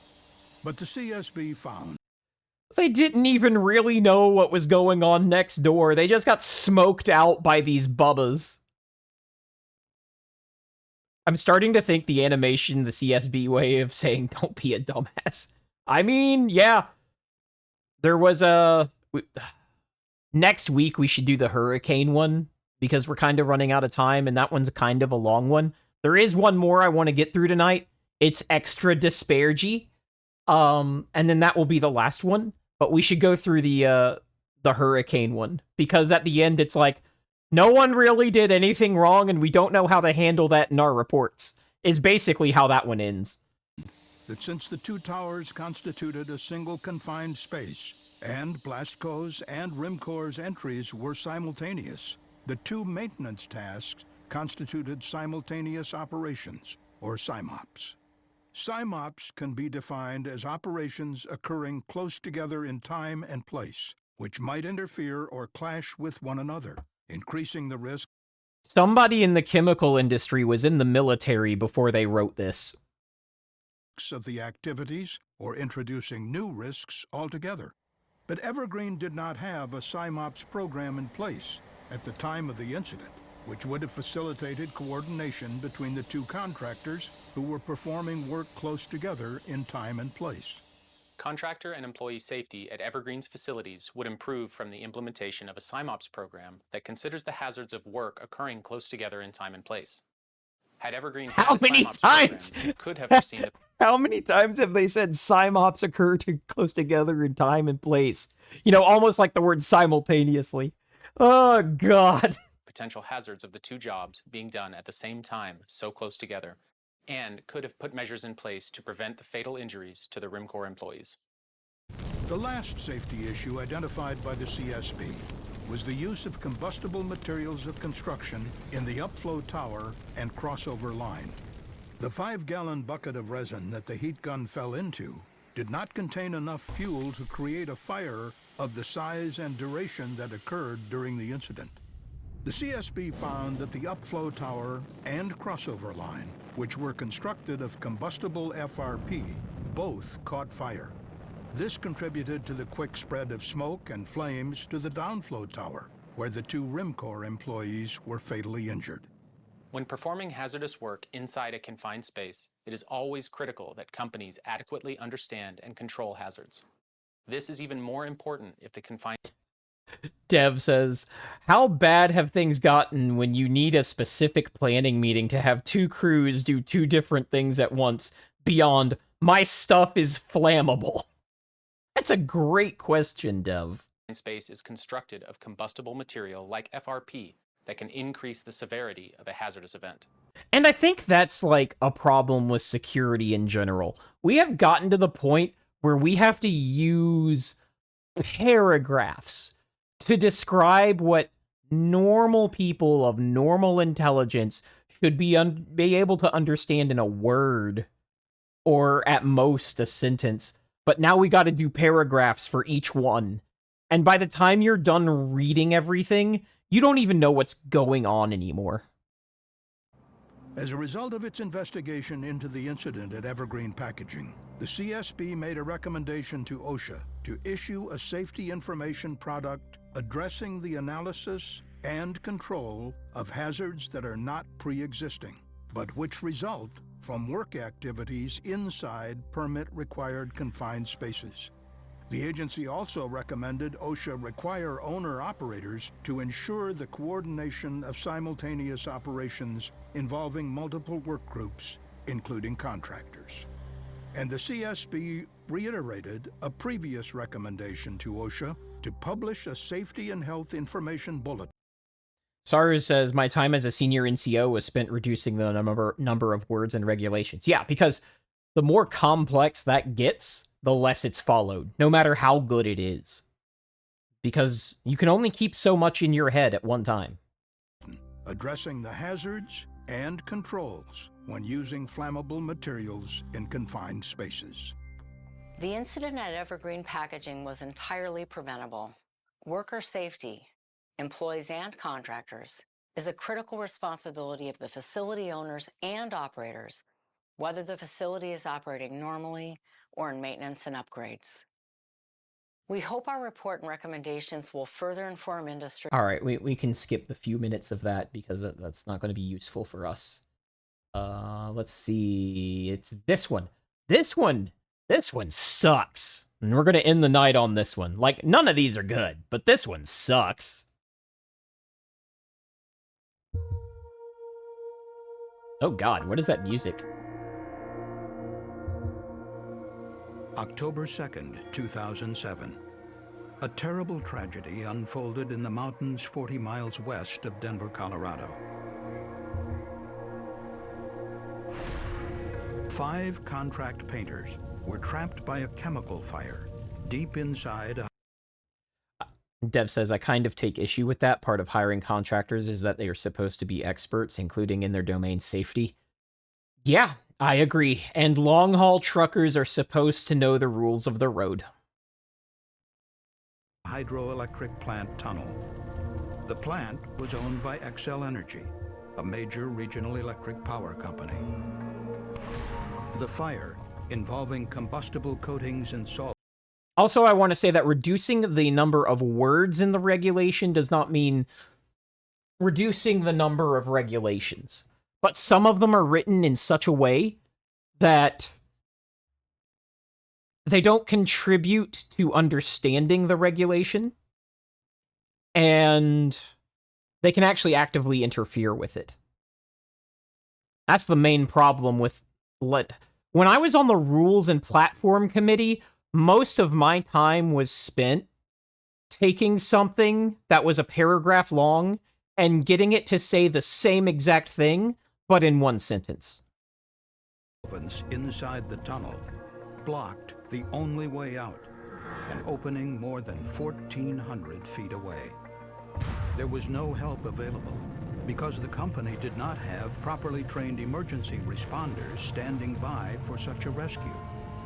For the workers, there was no escape. More confined spaces, yay! The Chemical Safety Board found that neither Xcel Energy nor its contractor, RPI Coating, had adequately evaluated the dangers of the work inside the tunnel. We've got another bucket, the RPI boys. Contractors entered a confined space with highly flammable solvents, little training, and no emergency plan. From the moment they entered the tunnel, the stage was set for disaster. Xcel Energy's Cabin Creek hydroelectric plant is located in a remote mountainous area approximately 6 miles from Georgetown, Colorado. A 4,000-foot tunnel, known in the industry as a penstock, was slightly inclined at the bottom and extremely steep at the top. The penstock carried water between the upper and lower reservoirs. At the bottom, water flowed through large turbines to generate electricity. Over the years, the penstock lining deteriorated. In 2007, Xcel Energy contracted with RPI, an industrial painting company, to recoat a large steel section of the penstock near the power plant and lower reservoir. Work began at the site in September. The penstock is a unique confined space that is difficult to enter and exit. Before the project began, a door was cut into the lower section to provide access for workers and their equipment. On the morning of the accident, October 2nd... That tells me poor planning right there. If you have to cut into the pipe to enter it, it's because you didn't anticipate the maintenance. There should have been a hatch. Good night, Dev. Have a good one. Sleep well. And this will be the last video, and then we're going to wrap stream up, because I've been running late tonight. Actually, I've been running about average. Never mind. Standard stream. Let's go. RPI workers prepared to begin the coating operation by bringing approximately 10 gallons of a highly flammable solvent called methyl ethyl ketone, or MEK, into the penstock. Some of the solvent was used to clean the equipment and hoses before starting an access work. tunnel would be good. Shortly after 1 p.m., 11 workers began coating a section of wall located more than 1,400 feet inside the penstock. To apply the new 2-part epoxy coating, workers used a specialized sprayer. Base and hardener were mixed and then sprayed onto the walls. But the workers immediately encountered problems. The epoxy was not adhering evenly to the surface. What have we figured out is likely to happen if the epoxy is not adhering evenly to the surface? The workers flushed the hoses and spray wands with MEK each time a problem arose. But despite their efforts, they could not get the epoxy to adhere evenly. An RPI foreman decided to clean and remove the sprayer from the penstock. The crew began cleaning out all of the equipment and hoses using MEK. A worker brought in more of the flammable solvent to aid in the cleaning. Some workers noticed the strong odor of MEK as the vapor spread through the work area. At approximately 2 p.m., Okay, so I was wrong. I was wrong. It was not the heat gun. They sprayed a bunch of this chemical. Oh no. They created a vapor cloud. Vapor was ignited, most likely by static electricity inside one of the spraying machine hoppers. A flash fire erupted. Burning solvent burst from the hopper onto a nearby worker. Those are not gas masks, Spicy. Those are respirators. They have very different capabilities. Catching his sleeve on fire. The flames spread quickly, engulfing the open buckets of MEK nearby. 5 workers were blocked from escaping the penstock by the intense fire. The trapped men shouted desperately for fire extinguishers. So Spicy's asking, like, what are the different capabilities. Their filtering level is a lot lower. Yeah. It's just that their filtering level is not as good. It doesn't filter the same things, and it filters the things that it can filter, it filters them less. That's basically it. Respirators tend to also have their own gas supply, like their own breathing gas supply. But there were not respirators, the other one. The gas masks. Like, they don't have to, but, like, gas masks are kind of between the two. So, like, you have the respirators, then you have the gas masks that filter better. But in a space like that, yeah. That's, like, what firefighters use provides its own gas. Its own breathing gas. But then you have gas masks, and one of the problems with gas masks is that they kind of inhibit your breathing rate. Yeah. Saru has it. Yep. None inside the penstock. Workers on the other side of the burning equipment ran the 1,400 feet to the entrance to locate fire extinguishers. One worker notified the control room operator to call 911. The 5 trapped workers could do nothing but wait and hope. Inside the penstock, the nearby buckets of epoxy and MEK burst into flames. The trapped men fled deeper into the penstock to escape the smoke. They used their radios to communicate with the workers outside, imploring them for help. Workers repeatedly attempted to fight the fire with portable extinguishers, but they were forced to turn back by the intense heat and thick black smoke. Inside the penstock, the workers continued to wait for rescue. At 2:11 p.m., county emergency personnel arrived at the site in response. I want to backtrack a little bit because it's easy to lose in the description of the video. The accident occurred at 2:03 p.m. Emergency workers arrived at 2:11. That ain't bad. They had not been informed about the hazardous conditions within the pen's response to the 911 call. But they had not been informed about the hazardous conditions within the penstock, and they were not equipped or trained to attempt such a technically demanding rescue. The trapped workers were instructed to move even deeper into the mountain, but they stopped when they reached the inclined section, which was too steep to climb. They told responders they were struggling to breathe as smoke filled the penstock. Some of the responders entered the penstock on an all-terrain vehicle, but the dense smoke blocked their path, and they had to retreat after just 200 feet. The responders then drove up the winding road that rose over 1,000 feet to the upper reservoir. There, they lowered air bottles and respirators through a small hatch, hoping these would reach the trapped workers below. Finally, at 3:40 p.m., a specialized rescue unit arrived from Denver, some 40 miles. Oh, so now it's an hour and a half later. To the east. A short time later, a specialized mine rescue unit arrived. The teams prepared for entry, but it was too late.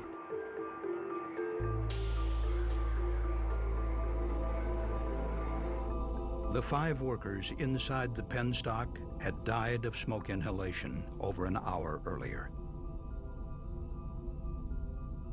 The following day, responders found their bodies near the bottles of air.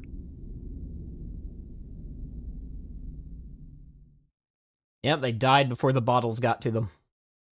The CSB found that the accident at Excel's Cabin Creek plant highlights 3 key safety issues: the lack of regulatory limits for bringing flammable materials into permit-required confined spaces, Xcel Energy's flawed process for contractor selection and oversight, and the Careful with that phrasing. Let me flawed process for contractor selection. What that probably means is they hired a company that was inexperienced in this work, or the specific contractors that were in there were inexperienced in this work. That's what that means. Xcel Energy's flawed process for contractor selection and oversight, and the lack of preparation for possible emergencies.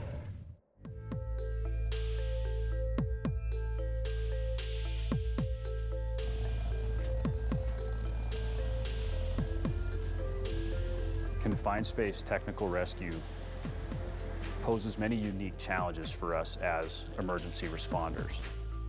Captain Steve Azeltine is the Division Chief of Training for the West Metro Fire and Rescue District in Denver.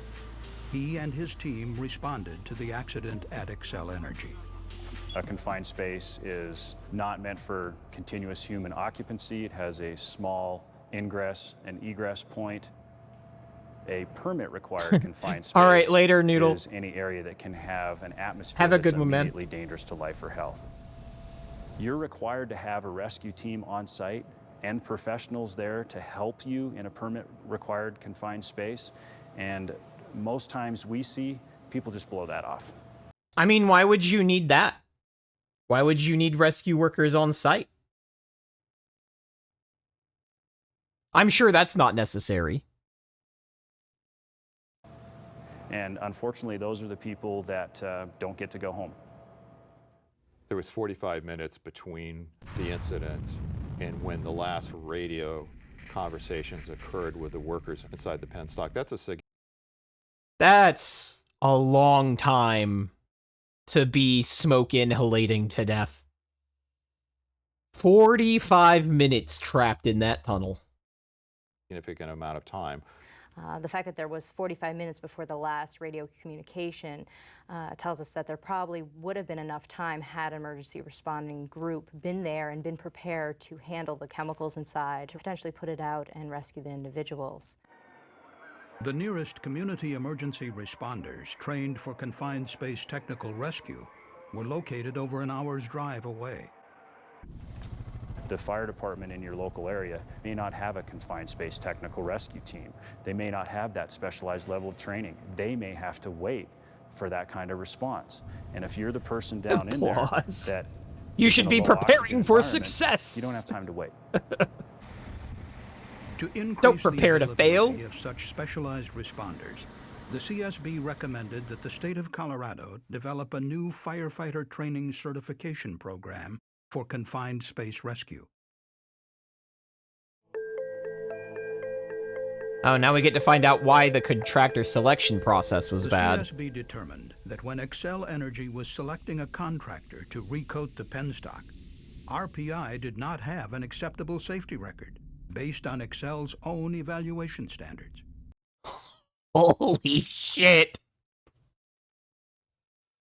So what that means is RPI had had accidents before, and they had enough of them that Xcel Corporation's own policies were like, nah, dog. And they hired him anyway. In the safety category, RPI was evaluated to have a 0 on a scale of 0 to 5. And that was the lowest possible rating. However, that did not prevent RPI from winning the competitive bidding process, largely based on low price. That's a very competitive process. Contractor had better technical qualifications than RPI. However, that company's estimated cost was higher than Xcel's budget for the project. I wonder, yeah, I wonder why the qualified contractor would be more expensive. Can anyone answer that for me? I'm not quite sure. Nick says, a 0? Yeah. Yeah. Same, man. Excel didn't consider safety to be one of the criteria by which RPI could be disqualified. Excel did plan. Hold on, I'm gonna go back to that. That is a hell of a sentence. Excel didn't consider safety to be one of the criteria by which RPI could be disqualified. Then why have it in the rubric? It was in the rubric. But you couldn't be disqualified for it. Failing math is not one of the criteria by which you could fail high school. I guess. Excel did plan to closely monitor RPI's safety performance during the project. However, the CSB determined that Excel's oversight of RPI remained inadequate. The CSB recommended that the Colorado Public Utilities Commission develop rules governing the selection and disqualification of contractors based on their safety records. The board also urged the commission to require regulated utilities to investigate and report to the public on all serious accidents. Music! In 1993, OSHA issued a regulatory standard for permit-required confined spaces in general industry. But the Chemical Safety Board identified 53 serious accidents since 1993, where flammable... All right. 53 since 1993. When was this released again?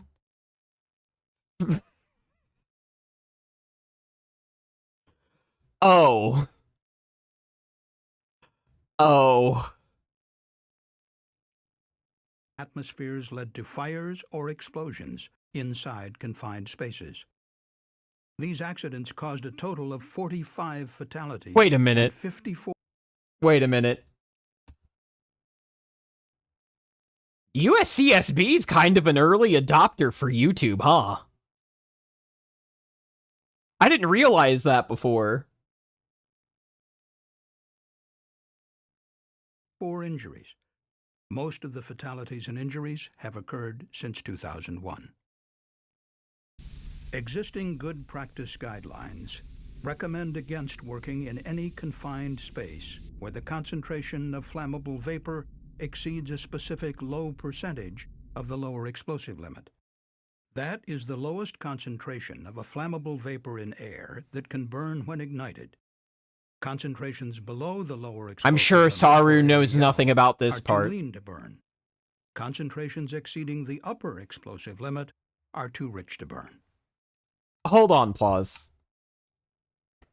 USCSB TikTok. They're on there.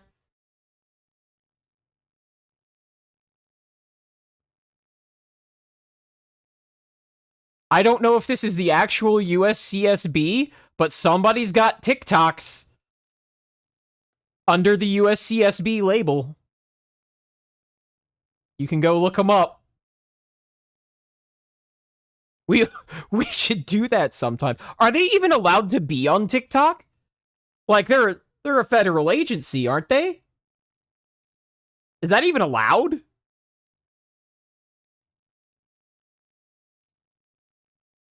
Overseas regulations, as well as certain OSHA standards, including the OSHA standard for shipyards, prohibit work inside a confined space if the atmosphere exceeds 10% of the lower explosive limit.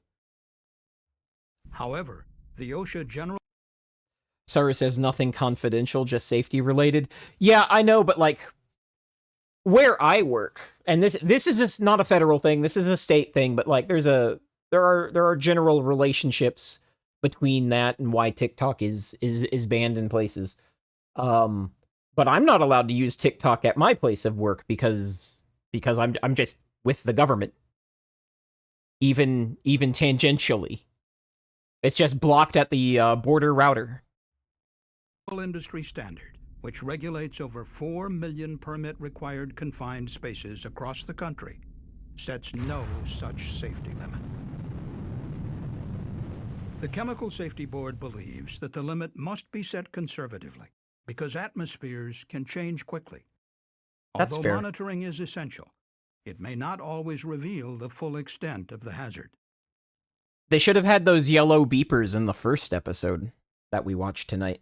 If you don't establish limits, how are workers to know what is safe and what isn't? And it undermines the importance and the recognition of those hazards of a flammable atmosphere. In its final report, the board called on OSHA to amend the permit-required confined spaces rule for general industry to prohibit entry and occupancy if the atmosphere exceeds a specified low percentage of the LEL. Now, that seems like it's really elementary, but having that stuff written down, even if almost everybody where you are at kind of knows where that limit is, allows you to make quick decisions under pressure.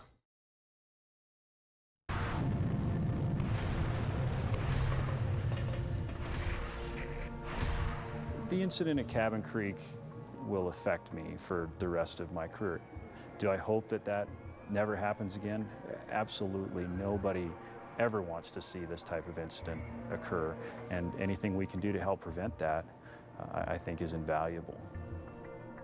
Often companies do not properly consider the dangers of working within the unique environment of a confined space. Companies and contractors need to be diligent about assessing those hazards, controlling the risks, and planning for possible emergencies. We hope that our investigation and this video will help prevent similar accidents in the future.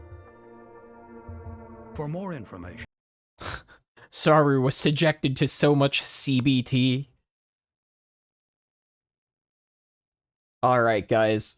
Well, that basically wraps up stream. I hope you all had a great time.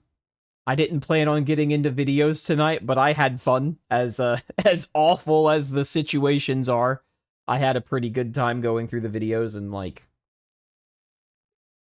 talking about subjects that it prompted.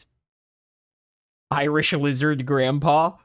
I do like Irish Lizard Grandpa. You don't see him on the CSB videos anymore, and I mean, yeah, this was 15 years ago, so he's probably not around anymore.